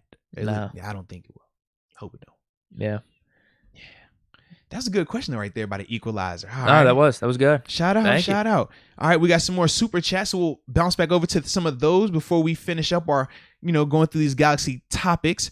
But Vince Trombetto, shout out to Vince Trombetto. He says, how would you feel about starting Carl Joseph at safety over Terrell Edmonds and having Terrell Edmonds move down into the box to have a Jamal Adams type role? Well, since we picked up Schobert and Bush, man, I'm good with those guys. Those thoughts were more at the forefront when we were dealing with Spillane and more of our uncertainty at inside linebacker number 2. It'd be cool. I don't know what type of packages you could pull that off in. Who you're taking off between Bush and Schobert, because they were talking about the green dot being on Schobert's helmet. Mm-hmm. So you could bring down Edmonds if Bush is struggling. Yeah. I don't know what would that be, like a dime? You have 2 linebackers and 4 cornerbacks. Yeah. I don't think they'd be seen that much though. No, and the thing too with Jamal, man, typically he's been a part of those like 4-3 style defenses, so he just becomes your will linebacker, and it doesn't change up too much of like personnel wise with us because we're the 3-4. Our will technically is a rusher. He's either TJ Watt or Alex Highsmith. Like that's typically where Jamal is that third linebacker. That's, just the difference of the 3-4 versus 4-3 defense, or over and the under front. So with that, unless, like I said, it was dime personnel where you're talking legitimately 5 DBs out there and just Joe Schobert as the only linebacker. Yeah, I don't know. I mean, it could though. It could definitely work though. But it would have to be obvious pass decision, because you're gonna have to go small ball when you're talking about putting Edmonds in the box like that. So, but it could work though. Yeah, it could work. Would you put him at like slot? See, I don't know if you had 4 corners out there. That. Like, do you want him 1-on-1 against a running back or something? Right. Or their 4th receiver? I don't know. Who would you feel better about doing that, him or Joseph? Because you could just have Joseph in that role and keep Edmonds back at safety. Might as well just go with Joseph, maybe. He's done it in the past. He has. See, because this is my issue. I feel like Edmonds is the better athlete. I think Joseph, though, is the smarter coverage guy right now. But I think Edmonds is still going in that right direction where he'll be able to close that gap even more. And with his athletic ability, it matches up perfect for that. But it's not there just yet. So that's why part of I'm just like torn, like, all right, I could see Edmonds. Test it out. Like, I would like that. He can definitely do it. But mentally, can he handle that? Because that's more on his plate. Whereas Joseph can definitely handle it. But he's not the same athlete as Edmonds is, to me at least. Yeah. It's a good question. I like that though, man. We've talked about it. Dude, Carl Joseph being here makes that secondary. It's the safety room got really interesting all of a sudden. Yeah, I forgot about that type of move though. Yeah. Since we brought in Schobert, we have Bush, especially because his specialty is in coverage. Right. But yeah, with Carl Joseph being here, now you can play around with it a little bit more. Just another option. Just another option, man. All right. Next up after that, we had Daryl Murray. I think I say that right. Daryl Murray. He says, all these people voting need to like this podcast or they are a bunch of casuals. Damn. You heard what Daryl said. If y'all not like it, listen, we sitting around 400 on a Friday morning, and it's only about 149 likes right now. So Daryl brings up a great point. Let's get to 250. Come on, man. That's the least you could do, right? That's the least they could do for the algorithm. Yeah. For the people of YouTube. I already liked. Good. I would like it. Like you said, I don't want to be biased. All right. But LL, even backstepping. And we're not talking Cool J. We're talking regular LL. He said, smash the like, all caps. Yeah, it's that simple. It's that simple. All right. So, boom. I got a chat on my end here. Oh, what you see? Let's go, UW. Oh, yeah. He just spent the block again. I like when he spends the block like Edmonds going to earn that new contract this year. I think so. Mm-hmm. I'm with him on that. I don't know what that means for us. Like, does it mean that we have to pay more, like a lot more than what we could have if we gave him a little extension before this season? Maybe it's only an extra $1 or $2 million. Like, it doesn't cost us that much. Yeah, because right now, what is he? Because what's he getting this year on the 4th year of his deal? Because they declined the 5th year. Let me it's take like a 4 or guess. 5 million. That's what I was gonna say. He was a late first round pick. He's 4 or 5 because if he would have got the 5th year option, I would have paid him. Was it 10? It was like 8 or 10 or something like that. I think it was 8. I think it was like 8 or 9. 8. So he's got a 4-year, $10 million contract with the Steelers. I mean, it's even less than that then. Might be. Jeez. When you say it like that, that does. God, wait a minute. I mean, that's per year. It's just well. Yeah, his cap hit right now is $3.4 million. What's the money he gets this year then? It looks like $1.9 million. Yeah, right around 2. Wow. He got a lot of it front loaded. Yeah, rookie year, he got like bonus. $6 million his first year. And that's why his cap hit is what right now? It's 3.4. Yeah, so it's a little bit over. Okay. Wow.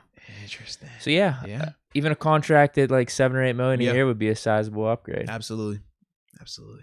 But I don't think, and that still doesn't break the bank though. What I mean is, like, what would our extension be if we talked to him this offseason?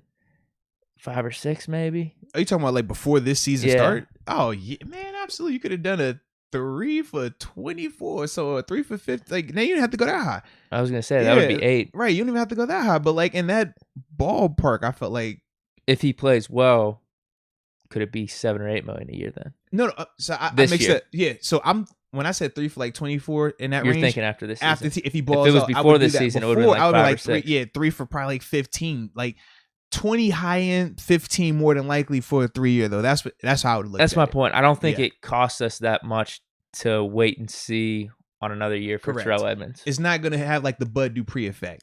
No. Like Edmonds balls out, he's still going to just go into that $8 million range. And if he has $2 million a year, and if it's which we're more than happy to pay, right. I think. And if it's an astronomical year, right? Say he goes out and he has a Minka Fitzpatrick type season.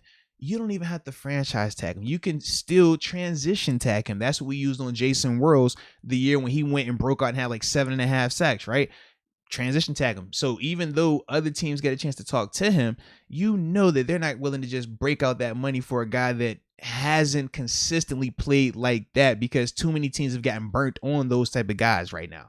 So you transition. So what happens there if they take him? Do we get a first round? Yeah, you'll get a nice compensation in return. So absolutely. So that's why you could do the transition tag. Think similar to a restricted free agent, right? If you tender him at a 2nd round pick, this guy wants him. Okay, they could get him, but they got to give that pick up to us, and they still got to sign a guy to a contract. Same family, a little bit different, but that concept though. So that's another option that you have. And the transition tag is cheaper than the franchise tag, and it's a safety. So we already know the tag on a safety, the numbers are already down. So for the Steelers, yeah, they're in the driver's seat right here. They're good, man. Yeah, for sure. Absolutely. And Bart told us why we were having issues with the likes as well, bro. What's up? Bart Basquiat, he said, man, we just be too high sometimes. He be forgetting. Yeah, I guess it happens, man. Sometimes when you researching like that, man, you get lost. Bro, you know, I was working out yesterday, man. My man Bart's like on crazy shit. I always see him in the comments. He talk about them vegetables, the magical things. Yeah. But dude, I was working out yesterday, and I was like recapping one of our old pods. You would tell the story about the golf. He was like, yo, gave you something. And I don't know what happened after that. And I'm just thinking to myself like, yeah, that's probably what happened to Bart. Bart, that's realistic right there. Oh yeah, for Bart sure. be down in there, but he be living his best life, and that's how you got to do it. He's always man. tuning in though. Absolutely, man. Hey, you can't be too dysfunctional as long as you're functioning like that. That's what we rock with him. Maybe the show is better doing it that way. It enhances the viewer's experience, I guess. Yeah. And they said that's probably why certain people have certain hot takes up here as well, man. So yeah, you bring up a good point. You bring up a good point. Yeah. Oh, now your girlfriend, or I don't even know if we call it, just your friend. Let's call her your friend. She did say that she got some Cali Green for you though when you get out there. All right. Out for the Chargers. Yeah. She got an 8th for you. She said I don't know what that lingo necessarily means, but that's what she said. All right. So yeah, have fun. That tailgate's gonna be crazy. If we're already talking about this right now. I'm gonna say if that's going on, yeah, it's gonna be a movie. You want me to bring you anything? What do you mean? You know, we went golfing. Like we both brought like party favors. Like you have party favors, I have party favors. It sounds like the people in the chat are gonna be supplying everything. You sure? Because we can like pregame for the pregame though. We can. Oh damn! Like you can have a festivity that you bring. I'll have a festivity that I bring, and then we combine them. And then from there, we could go meet everybody else at, the tailgate. And yeah. Are we even going to remember the game? We're going to come back here. That next day, we're going to be like, rain check, guys. But John Doe says the chat does have us. And Stephanie says no White Claws, though, Deke. No White Claws. Okay? Yep. I don't know. What's the tailgate going to have? Because we're going off them, right? Yeah. Is it beer supplied? Yeah. I mean, supply. Like beer? Supposed to have beer, liquor already, sponsored. We'll drop those sponsors, and I can't drop them right now because I don't want to get in trouble, drop the wrong name. So I'm not doing that. But, yeah, man. I'll drink anything except the IPAs. Yeah, you know me. I'm a liquor dude, man. But, when we out, tequila him. But I don't mind a little hen dog. I can say anything but beer. I'm just not a beer dude, man. Yeah, but if you need party favors, they said they got backwoods for you as well because they know you're a backwoods guy. I'm trying to not do that anymore. I don't know why I've become this random ass Julio cigar smoker this summer. I have no clue why. Cathedral and just got my cigar. All you need is like a brownie to go with it, man. Fucking mild. No. I've randomly started doing that. It just goes hand in hand with golfing, and just sometimes you're out grilling or something. We have a stove. Anytime I'm up at my camp, we have stoves. I've never done it really before like that. It's supposed to be like a nice mix, though, man. You got.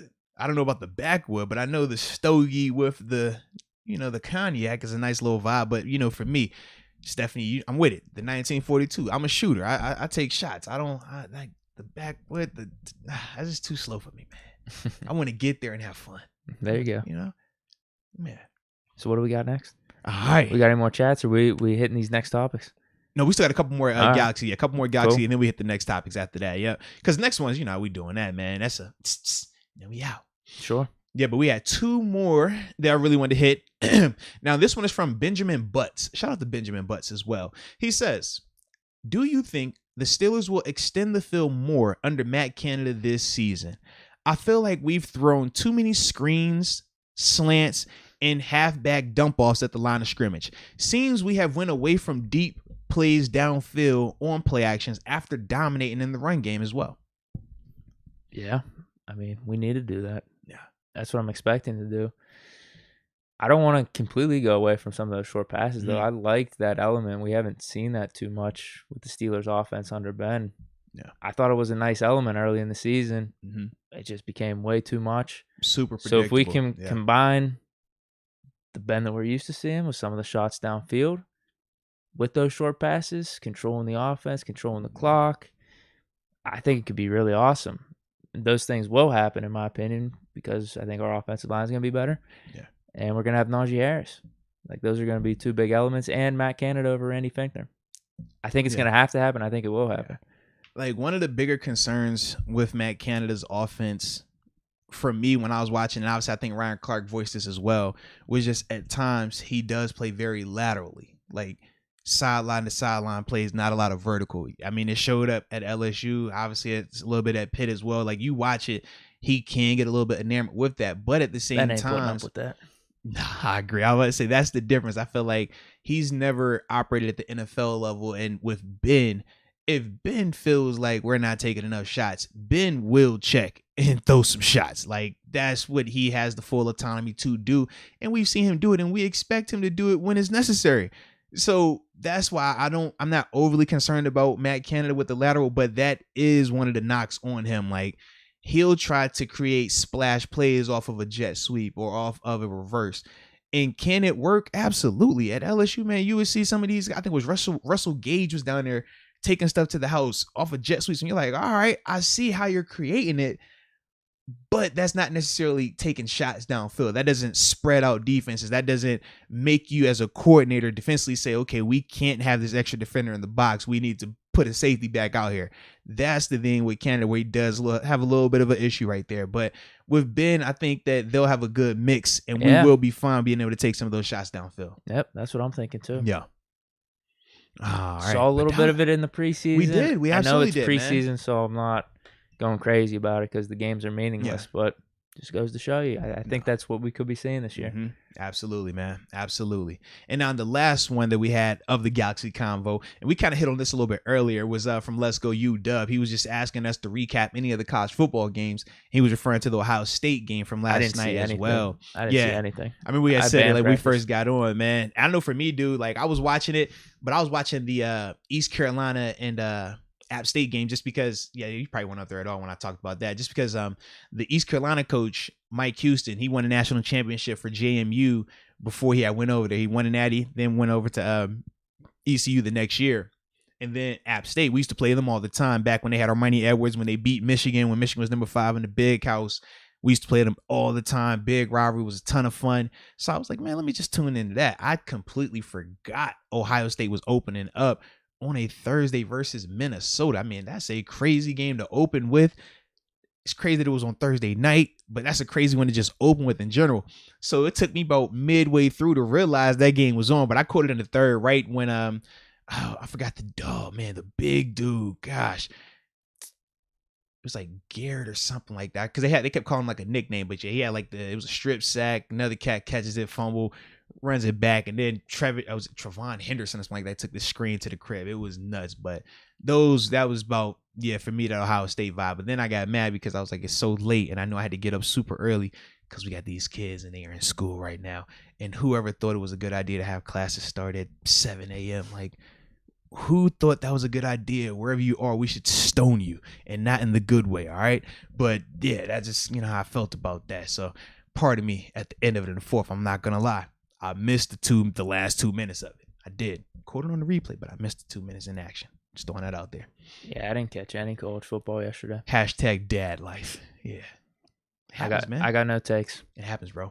But it was good to have football back. It was good to see college football back. And like I said, man, for me, it kind of like started my weekend of, all right, we got college football yesterday. Obviously, I think it's a game. Yeah, it's definitely going to be a game tonight. And then Saturday, I'm down at JMU. I'll be calling their game, doing the play-by-play. So it was just like, I like it. We back in this vibe, man. And then Monday, we start back out of week 1, like legit week 1 show. Like this, like it feels like it's been forever since we've had that. So I'm definitely excited about it, man. Yeah, definitely. Mm-hmm. Ooh, now Build E Grow Sticky. Build E Grow Sticky. Shout out to you as well. He says, upper room members able to meet you for tailgates. Absolutely. So the way that we're going to be doing the tailgates, right? So off the break, we'll be up in Buffalo tailgating there. We'll have the big tailgate week 1 versus the Raiders right at Hinesville. That's going to be crazy. Absolutely, man. Upper room member, not upper room member, down for the culture, man. Just pull up. Just pull up. Got everything there, man. Festivities, ton of fun. Moats and Deke, we always in the building having a blast with it as well. But it's also just a great environment. Anybody that's been to these tailgates, man, they can tell you how much fun they are, how we interact and everything like that. So yeah, man, if you got a friend, tell a friend, bring a friend to bring a friend. And we keep it going like that. Let's go, UW. Back in the chat. What do you got right here? Minnesota has a monster 6'9", 400-pound offensive lineman from Australia. Someone tagged me with a screenshot of him on Twitter, and they said future Steelers. So I kind of know who he's talking about, but not really. That's a big dude. I don't know if he's going to be first-round pick or whatnot, but we'll see. That's a I didn't watch the game. Person, though, bro. I'll have to look up his highlights or something. Yeah, that is a big dude. Big dude. But I like that, though, man. I like it. All right, though. So you ready to get these final two topics, man? Wrap it up, man. Have a little bit of fun, right? I'm good with that. All right. So continuing on our theme about division breakdown and stuff like that, we're on to the AFC West right here. And as we always do, man, we'll give a quick what we like about a team, what we're skeptical about the team, and then from there, put them in our order and go from there. Who we starting with? Oh, man. Let's go with Denver. Why not? Why not Denver? Oh, man. Who doesn't love talking about Denver first? Obviously, the quarterback situation. They're going to limit them. That's been their problem. Like, their roster's not bad. No, they got to upgrade a quarterback. What you talking about, man? Especially now with Cortland Sutton, Hamler. Yeah. Their receivers are pretty good. Jerry Jeudy, too. Fant. I like the defense. Running backs, they just picked Williams. They have Melvin Gordon. Yeah, the defense is solid. Defense is nice. I like defense a lot. So what I like about them, they just have a solid team. Like, they were trying to get Aaron Rodgers potentially. Mm-hmm. If they would have had Aaron Rodgers, they're a playoff team. They're legit, competing with the Chiefs. Mm-hmm. I don't really like their coach, and I don't really like the quarterback situation. So what I like is just their team as a whole, what they've built over these past couple years. Yeah. But quarterback situation is going to limit them. Teddy Bridgewater, and then I'm not the biggest fan of the coach. Yeah. For me, man, I am really impressed with the talent that they do have, especially like skill position. You talk about their wide receivers, their secondary. They have some guys, young talent secondary too, man. They got young talent. That's why they're out looking there, to get rid of Callahan. They got like 3 stud cornerbacks. Dude, they got second. Like, it's crazy. Like, just the amount, like they definitely replenished the no-fly zone, right? Remember when they had those guys with TJ Ward, Aqib Talib, Chris Harris was out there as well. Now that all of them are gone, they've done a nice job with this new wave of guys. But I think that, man, their talent on the perimeter, though, secondary, wide receiver, is top notch. In terms of their pressure, I do think Bradley Chubb, their D line's not bad. Nasty. You got Chubb and Von Miller too. I want to see where Von is right now because Von's coming off of the injury. Like, when you come off of a year away, obviously he was getting older anyways. We knew he played well when Bradley was out there and is healthy. When Bradley was out, though, that's when Von really started to show he was slowing down a little bit. So I just want to see where he's at when he comes back. But as a whole, like, the positive is that the talent that I just named. The negative has to be the quarterback right now. Even if Teddy Bridgewater is the starter and he will play well for them, but we said he's just limited. We know what he brings to the table. He's not one of those quarterbacks where he will ever elevate you to get those type of must-win games versus, an elite quarterback or an elite defense. That's not what he's going to do. He's not going to lose you any games either, though. But that's just who he is. So it's going to be that team having to be perfect around him for them to ever really be in consideration. I just don't see that happening. Especially in that division with Mahomes, Herbert. Yeah. And as much as I don't believe in Carr, Raiders got a nice roster too. Yeah, seriously, man. So that's the thought process with them, man. But speaking of the Raiders, man, we'll go to them next. Yeah, works for me. Yeah. Well, I want to say one more thing about the Broncos. Yeah. Their fans, they're so pissed they didn't get a quarterback in this draft. Like, that would have been a perfect opportunity for them.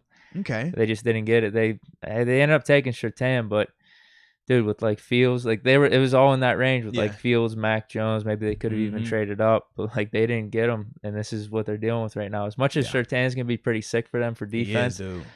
Look how much we're talking about how good the roster is, and we're just like, at the end of the day, you don't have a quarterback. They're just limited there. Like, I think their situation is better than a lot of other quarterback situations, but when you're limited at quarterback, it's just hard to talk about you as competing to win your division or to even make a legitimate playoff run. Like, you have to have a guy that can be on par, that can throw in and really win you some games like that. And I just don't think with Teddy, even though Teddy's a good quarterback, he's not that caliber quarterback. Raiders, it's very similar to the Broncos. I like their team. Their defense is pretty much loaded with talent. Mm-hmm. Offense. Now, they got young talent, though, defensively man. Yeah, it is young. A lot of young talent. It is young. So they do need to prove a little bit more, but I like some of those guys. I mean, Max Crosby's been stepping up. You obviously got Jonathan Abram. They drafted that dude from TCU at safety, Morig. Yep, Javon Morig. Their team is nice. I think both offensively Max Crosby out there is a good player. They also brought in Quentin Jefferson, gives them a little bit more veteran presence on the D-line. And Yannick Ngakoue. He's out there now. Farrell, he hasn't been really living up to the hype, but that's, like we're saying, just more talent. They have a bunch of dudes. And then when you go to offense, they lost some pieces on the offensive line, but I think they retooled enough. They're going to be fine. They brought in Alex Leatherwood as well. Drafted him out of Alabama. We know we were high on him. Yeah, they'll be 100% fine. Receivers aren't amazing, but Ruggs is good. People are really high on Edwards taking a second-year jump. Are you a Renfro guy? Yeah, no, he's solid. He's solid. Okay. He's going to give you like 600-700 yards. He's like a safety valve. Willie Snead, man, because he was always weird in Baltimore, bro. No, he's they're like fourth or fifth receiver. Yeah. No, their top three are pretty solid. Josh Jacobs, they brought in Kenyon Drake. Like, it's the same thing with the Broncos for me, with the Raiders. Yeah. I like John Gruden a little bit more than the Broncos coach and Fangio.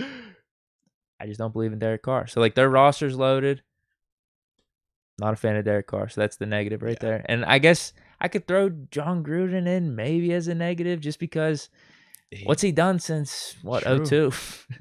maybe another 10 mil per year. Maybe another, I think he had a playoff appearance or two since then with the Bucs, but ever since, I just don't really have too much faith in him. If you asked me a couple years ago, just with him stepping down from the Monday night broadcast, I'd be a little more hyped on him, but now he just hasn't got it done with the Raiders. I think they've had a lot of talent. Yeah. They played the Chiefs really close last year, but my negatives, it's the same thing as the Broncos, actually. Same exact thing I'm going to say. Quarterback, no. Coach, roster, really nice. Yeah. See, for me, I like the roster as a whole, especially the guys we talked about. I like their young talent, but at the same time, I'm going to applaud the young talent. Guys like Josh Jacobs, guys like like we were just talking about on the defense. Oh my goodness, Jonathan Abram. He's another guy, right? I like those two younger players, but when we talk about Farrell, when you think about their pass rush, new pieces, sure, I still am skeptical about them being able to generate the rush that they're thinking they can, because with Yannick, watching him in Baltimore, I don't necessarily might have lost it. His game is just different. Like it's supposed to be a huge trade for them, right? And it never really played out like that. Like he never really lived up to those expectations. Never really had that type of impact. If that's not the case again in Vegas, then they really aren't going to have a ton of pressure being created up front. I'm more worried about that than I am about Carr. I think when I think of Carr, I think of Teddy Bridgewater. Like I kind of just know what I'm getting with them, and I don't expect more than that. And I think that's why I don't mind him or Kirk Cousins or Teddy, because it's like, all right, I know what you are. You're good enough for this. I just got to make sure my talent around you is here. I don't think they got enough for the pass rush to create the situations that they would like to be in going forward. So that's like my bigger knock on them. But as a whole, I do like their roster. 8-8, or not 8-8. It's going to be 8-9 or 9-8. Yeah, that's what they're going to be. Yep. All right. Next up, we got LA Chargers. As much as I want to say they're way too hyped up this year. Yeah. Actually, that may be the reason that I might knock them down a little bit. No, they're pretty good, though, dude. I mean, their defense is nice. Completely retooled the offensive line, which needed to happen for Justin Herbert. Yes. So that's going to be a huge improvement. Weapons are good on offense. I mean, so if we're just going to say the positive, it's obviously Justin Herbert and then getting Derwin James back on defense. Negative, probably just inexperience. I don't know is this team ready to take the next step this year? That's going to be the question. Is there going to be a waiting year here where they go 500? You can't go 500 this year, but you know what I mean. Whether 7-10, 8-9, 9-8, Herbert's still run of the mill. Herbert still puts up really good numbers, but do they know how to win like that? Yeah, that's my negative. My positives, obviously, you have Justin Herbert, your franchise quarterback. Yeah, for me, man, the return of Derwin James. That's the one I'm hype about, man.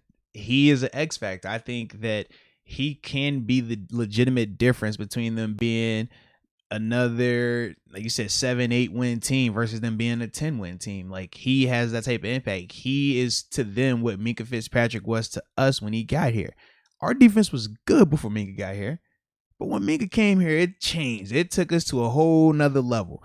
And you saw when Durham was healthy out there with the Chargers, the impact that was. It was felt. Everything looks like he will be healthy going into the opener. If he stays healthy this season, with Justin Herbert already on that offense side, they're going to be able to put up points. But Derwin is going to give them an X factor on defense to go with that pass rush that they have.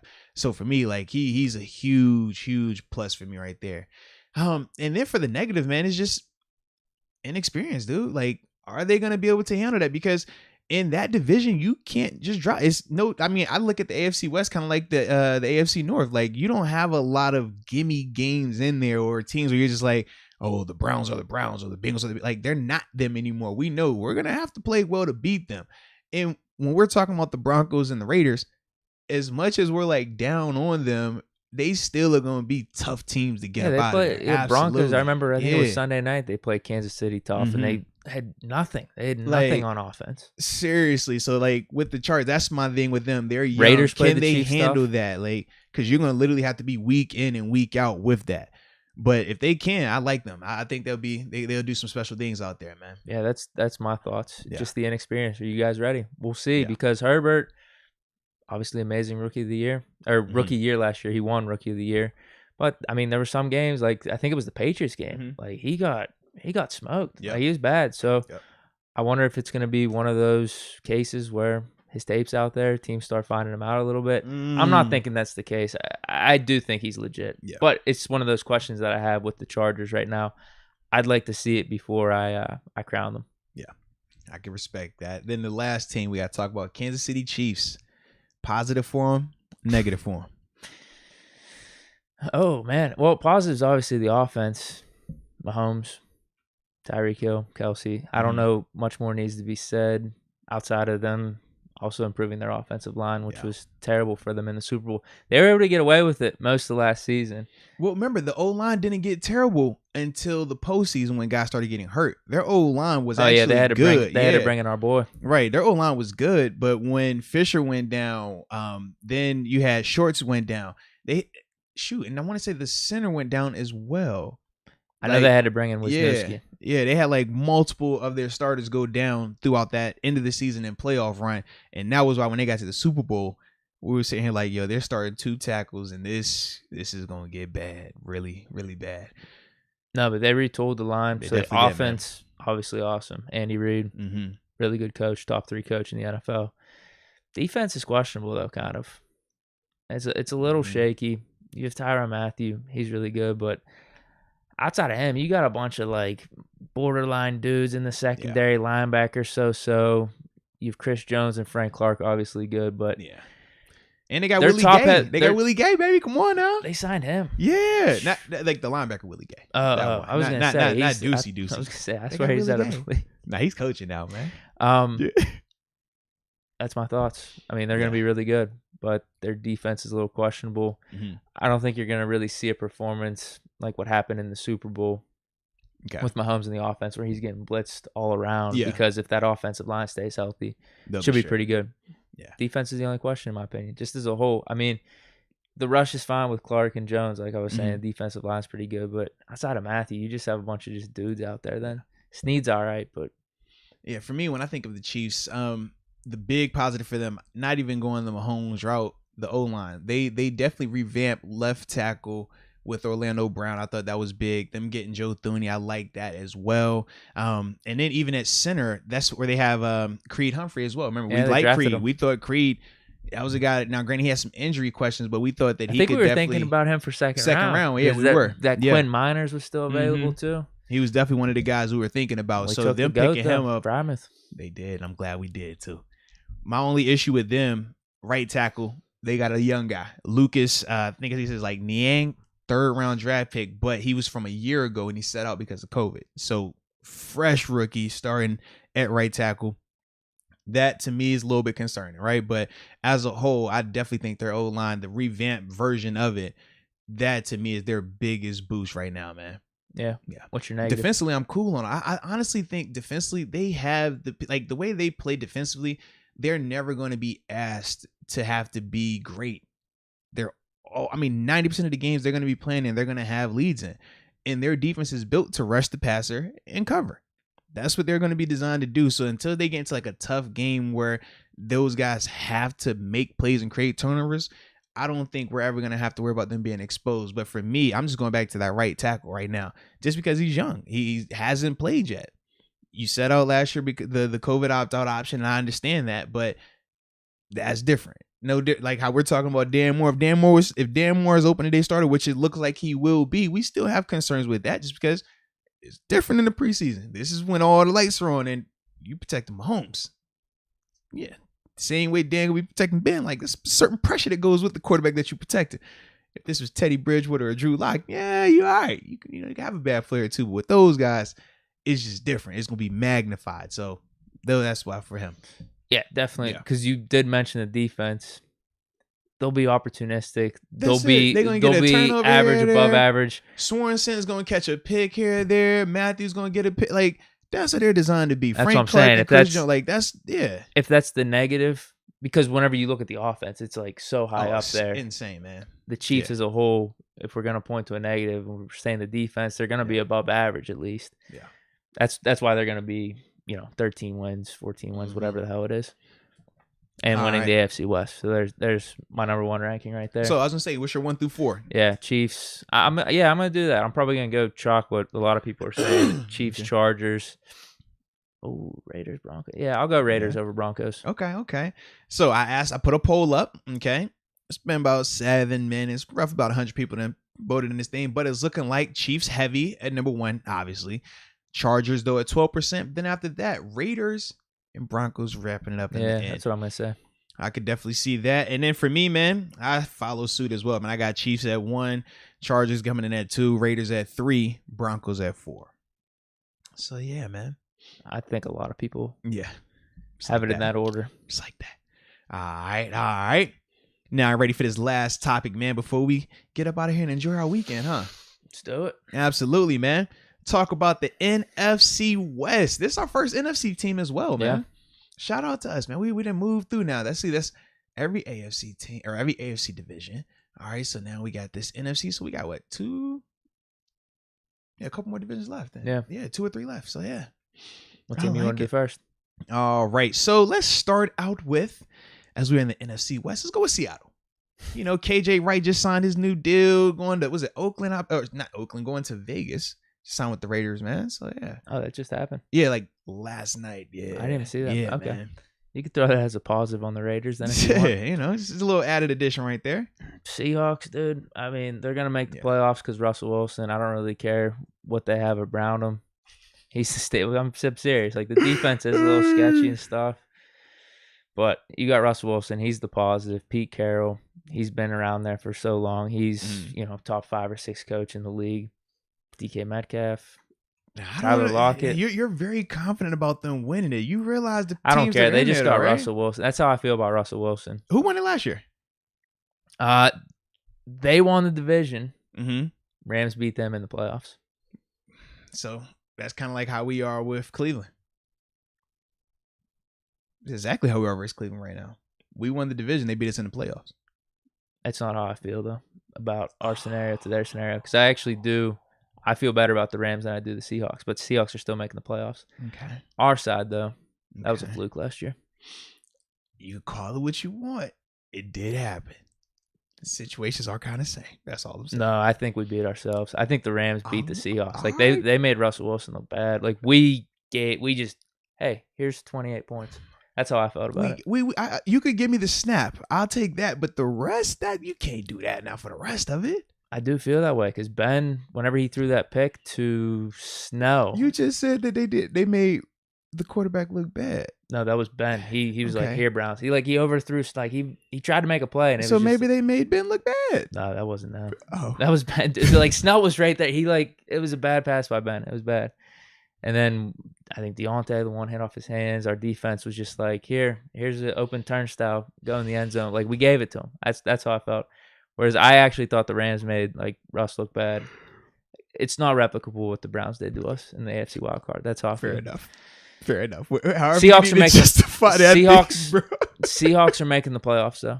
They're making the playoffs just because of Russell Wilson. Okay. I don't really care what else they got. So making the playoffs, yes. I thought you were saying like you guarantee they're gonna win the division though. That's what no. They're gonna be in the that's tough. Yeah, I feel better about the Rams. Okay, I really do. Okay. But no, it's because Russell Wilson. He's gonna make them relevant. That's my main thing. Question mark. I mean, they have some question marks on defense. They've had over these past couple of years. Like that's why Russell's been having to make plays, and you think it's garbage time when he's going off for like 300-400 yards, but he'll actually get them back in the game and pull off some of these victories out of his ass. So that's where I'm at with the Seahawks.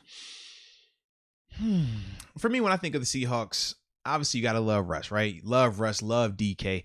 I'm a big DK Metcalf fan. I think that what he brings to the table in terms of his downfield receiving ability is, you're gonna be hard pressed to find another guy like him. I just hate the fact that at times he is inconsistent with his hands. We do see him struggle with some of those like weird drops. But the O-line, once again, that's always going to be the big question mark for Seattle. I know Russ is going to be able to make plays. We know Russ is going to be able to scramble around and extend and hit Tyler Lockett downfield on something crazy. He's going to throw one of those rainbow balls that everybody talks about, and they're going, let him cook, let him cook, let him cook. But I do think that in the end, the O-line will be the Achilles heel. Like, that's the part that they struggled with in the past. I think they continue to struggle with that. I also don't like, in terms of how they're going to be able to generate pressure defensively, Benson Mayowa, right? Now, me and him were together in AZ. I like his game, but if he is your main rusher, that's going to limit you a little bit there. Like, he's a good player, but he's not main rusher, 10-plus sack guy. Book him like you're good to go. That's not who he is. And based on how their defense is, now I know Dunlap is on the roster, but they don't use him like that. Like, I don't know why. I don't know. But that's just how they rock with it right now, man. And for me, like I said, I just don't think they're going to be able to generate the pressure that they need to. And ultimately, that's going to make them struggle on the back end as well. Because remember now, Griffin is gone. Okay, we know Jamal Adams, he's more of your blitzing type. He's not really going to be covering to that extent. I just don't think that they're going to have enough across the board like that. Like, I do not like their roster at all. I just like certain players on it, like Russ, Metcalf, couple other guys, but as a whole, I don't like their roster, bro. Yeah, so that'd be my knock on them. Yep, they'll be in the mix. So what team next? All right, next we'll go to AZ, man, to the old stomping grounds. I feel they got James Conner. That's all they need. Come on, bro.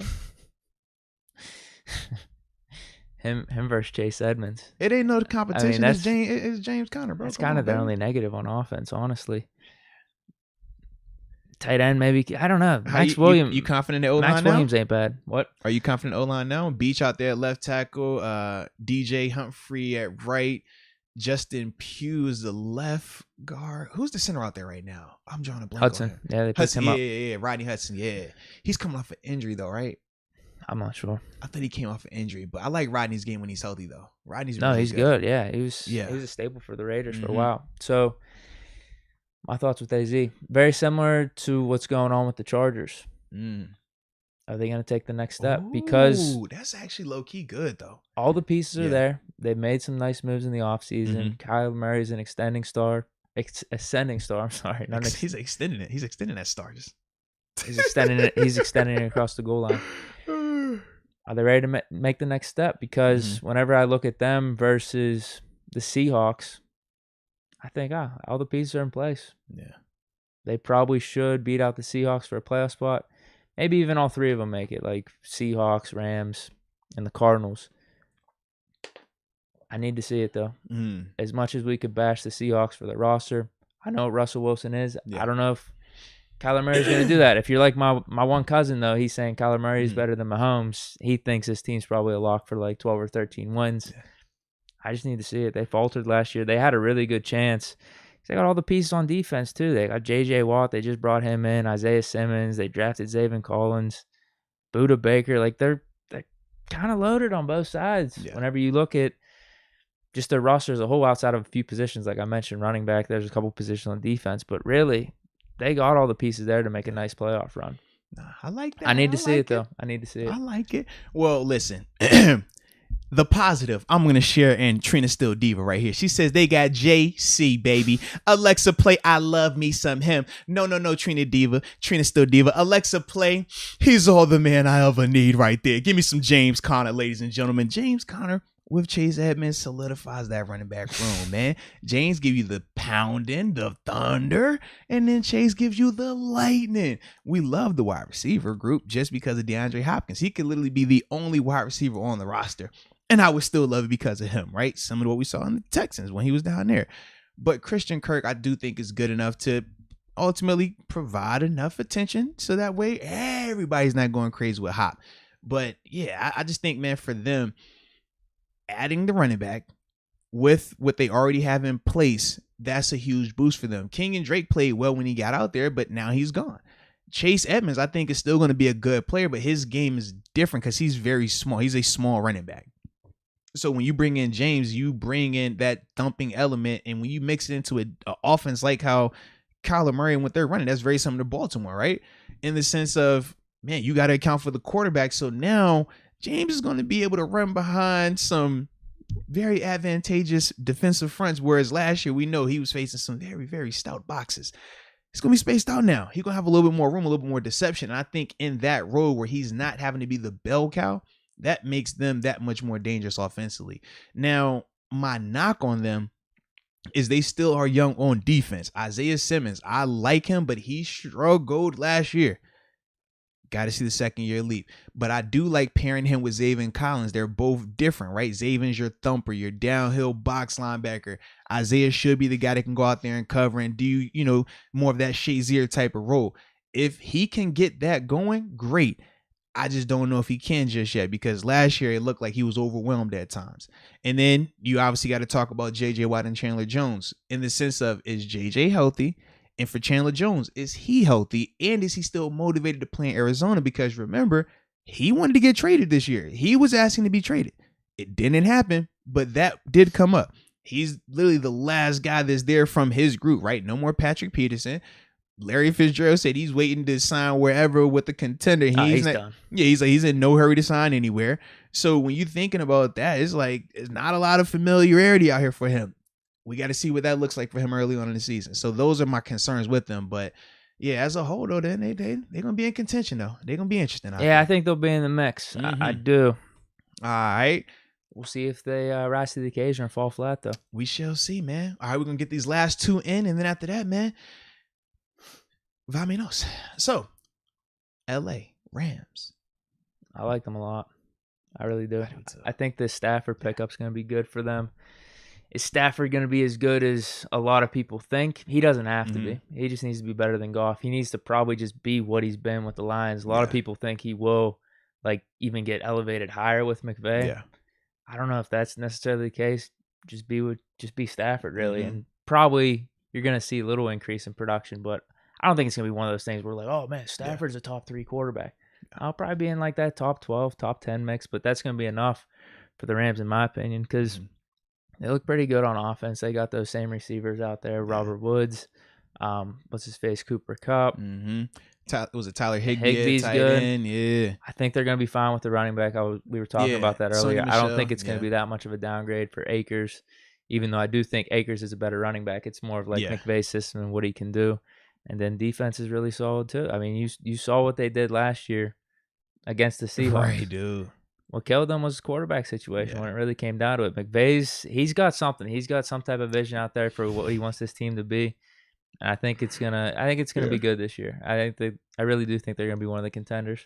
They're gonna win the division, in my opinion.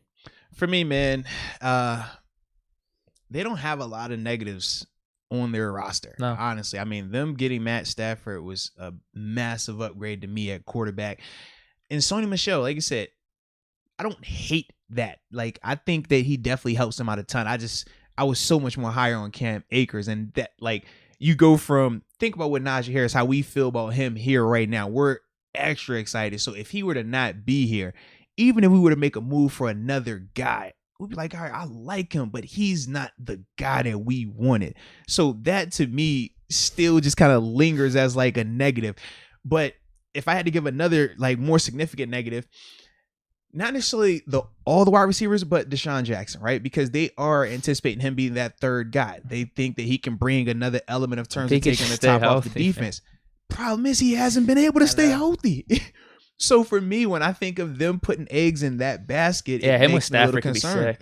It absolutely could, man. I'm trying to think when the last time he had a quarterback like that, like Deshaun. I know when Vic came back, and that was just bonkers at time. And granted, that was when Deshaun was really healthy.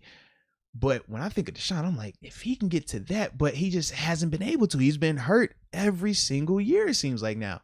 So to me, I would go with that as my most significant negative, just because I don't know if he's going to be available to them like that. And if you lose that element of having a legitimate guy that can take the top off, it just makes it a little bit more difficult for those guys. Because defensively, I like them, man. They got Aaron Donald. Oh, yeah. It's hard not to like a defense with Aaron Donald and Jalen Ramsey out there. Williams is pretty good, too. Dude, Leonard Floyd went for 10 sacks last year. Like, yeah. They got pieces on all levels defensively. That's why I'm like, you're picking, we call it picking straws, or, I think they're going to be splitting hairs. Excuse me. That's what no, we're splitting exactly. hairs. We're trying to find like a negative. I think they're going to be right a good team, though. It feels like the way we're talking about them, they're the cream of the crop in the NFC West. Absolutely, man. That's how I feel. Yeah. All right, and then the final team in the NFC West. Them 49ers. I don't like this situation, dude. You don't? They are loaded roster wise, though, bro. They their Jimmy team G. is insane, but they got Trey Lance as well. Even if they brought in Lance early, I feel like he's going to go through some growing pains. Mm-hmm. I saw too much of that inaccuracy. Like, it could be, we can comp him to Allen. Like, if he came in this year, you're going to see some things. Yeah. I think you're going to see some inaccuracy. I don't know if that translates to winning this season. Maybe they go 7-10, 6-11 if Lance was in. But I don't think he's going to be playing. It looks like they're going to go with Garoppolo. Mm-hmm. I just don't like this situation, dude. With Garoppolo, with Lance back there, I think there's going to be a lot of drama going on. They're loaded, though. They're loaded. I don't like the lack of loaded. I don't like the lack of explosiveness on offense, though, with those receivers. I think they're missing one guy. Like, if they would have got Julio Jones, that would have been nice. Somebody could take the top off. They're going to be really relying on Kittle again. If he goes down, it's going to be problems. But no, who else they have out there, receiver? Debo. They just have like two small guys. Yeah. Debo and Brandon Ayuk. Now, Brandon Ayuk played well, but Muhammad Sanu's out there, though. He's the other guy. Yeah. Yo, boy. Not Sanu. Yo, boy, man. You a Sanu guy, man. No, you were high on that when he went to New England, man. No, that move means nothing. They got Muhammad Sanu. Yeah, defense is loaded. What they have in their favor over some of those other teams. I forgot Kyle Juszczyk as well. He's another guy out there. They are nice. Loaded. Jimmy G, though, that's the problem. The thing that they have in their favor over some of those other teams I mentioned, like the Raiders and Broncos, with limited quarterbacks, in my opinion, is they have Kyle Shanahan, and I think they have a much better defense than those teams. Yeah. This division is going to be pretty good. I'm excited for this division, dude. I'm very I excited. can't say the Niners are going to be like 6-11. I could see that if it was Trey Lance, maybe. Okay. But with Jimmy G, I see them around 500. Wow. I just think Jimmy G's that limited. Yeah, for me, he's man, gonna screw him. We differ. I'm extremely high on this team, man. Their weakest link to me on offense, you could say, is the quarterback, but at the same time, Jimmy, to me, is one of the most valuable pieces for them because he's never going to put them in a position where they're going to lose. He's never going to throw them out of a game.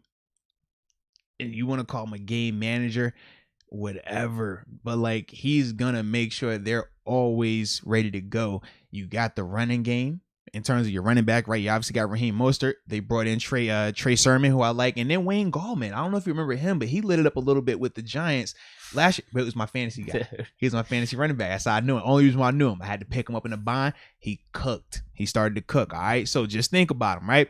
But O-line wise, man, you got Trent Williams, you got Alex Mack. They are complete. You named off the skill players, dude. Like, they can attack you in so many ways now. They don't have the vertical threat, but remember what their offense.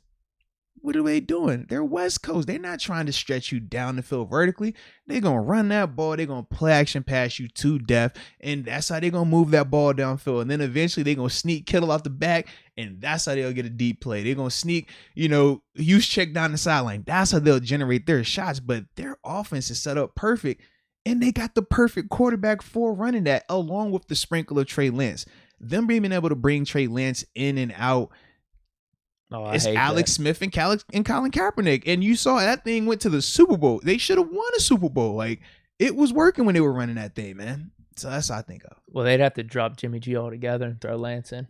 Well, the year when they went to the Super Bowl, sure. But the year before that, when they were still winning a ton out there, Alex Smith was their main quarterback, and Colin would come in every game with that package, very similar to what we see with Taysom Hill, just he was actually able to throw the ball and do a lot more. Yeah, they are talking about doing that. That's what they're going to do with them. And as a defense, it kills you because you're going to go from 100% of the time, never having to account for the quarterback because it's Jimmy G, to about 15% of the time now. When Trey Lance comes in here, that changes everything. And you can't treat it like Wildcat. Usually if it's like a Wildcat, you're not worried about the throwing element. You're like, bro, we're just going to bring this other guy down here and you play man-to-man with the quarterback. That's how you account for it. You can do that when you don't have to worry about the pass. Trey can throw that rock. So you're in a bind with him. And I think with them using him in a limited role early, right? Just a specialized package, you're going to minimize the negativity that you would typically see from a quarterback playing as a rookie. And I think that that's why for them, man, they're going to be a tough team, man. They're going to be tough. But yeah, they don't have a lot of negatives, man. They do not. Yeah, I just mentioned Jimmy G. I would go corner. You can make a case for cornerback. Like, as I'm looking at these guys, obviously no Sherman out there. Now, in terms of the two dudes, I'm looking at the one guy right now was this Emmanuel Mosley. I think that's how you say his last name. And then obviously Jason Verrett. But as a whole, like, that gives me a little bit of pause. But it doesn't when I know their pass rush. Nick Bosa, Eric Armstead. They get at the quarterbacks, man. Javon Kinlaw, they're going to be fine up there. They got D Ford. D Ford is a rotational guy. Like, D Ford has started places as like the bookend bell cows like type of guy. So for me, man, I think that they're going to be tough, bro. They're going to be tough, man. I like everything they got going except for Jimmy G. Yeah. That's really it. I've had enough of them. Yeah. I really have. Unfortunately, I have them finishing last. All right. I'm about to say, give your order. I got a poll going up as well. And this is probably the closest we've ever had a poll right now, bro. Yeah.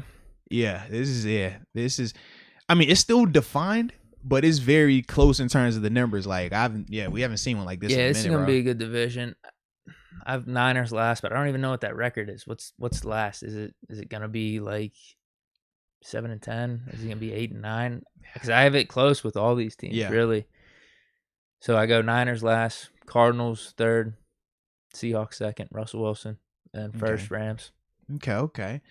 All right, so I will end the poll, but it's looking like they go Cardinals finishing last, or in terms of, I said who will win the NFC or the NFC West. Yeah, Cardinals last. Yeah, it looks like Cardinals last. Then they got Niners at third, Seahawks at second, Rams at first, winning it with about 40%. But this is close, 40% to win the poll. Usually, every time we got a poll, it's like 40 to 26. 26. Yeah, that's tight right there, man. That is tight, and it's been up here for about 18, 19 minutes. So yeah, that was good right there. But for me, man, mine is a little bit different. I got the Seahawks finishing fourth in the division, man. I think, I do. I believe in Russ, but I just think the division as a whole, the teams are too complete, and I don't think the Seahawks did enough to get better, which is why Russ was pissed off this offseason with them. So I got them at fourth. I got the Cardinals in third, though, man. I think they're going to be exciting, but at the same time, I do think that the new pressure of, all right, y'all surprised some people last year. Now we're expecting y'all to do this. I do think that will get to them. And I ain't gonna lie, I'm still hating on the fact they won that game against Buffalo on that Hail Mary that week, though. Why I can't stay in that joint, man. Shoot, my man Hopkins won an Emmy off of that thing too, bro. Like, come on, I gotta stop this nonsense, man. I can't stand that.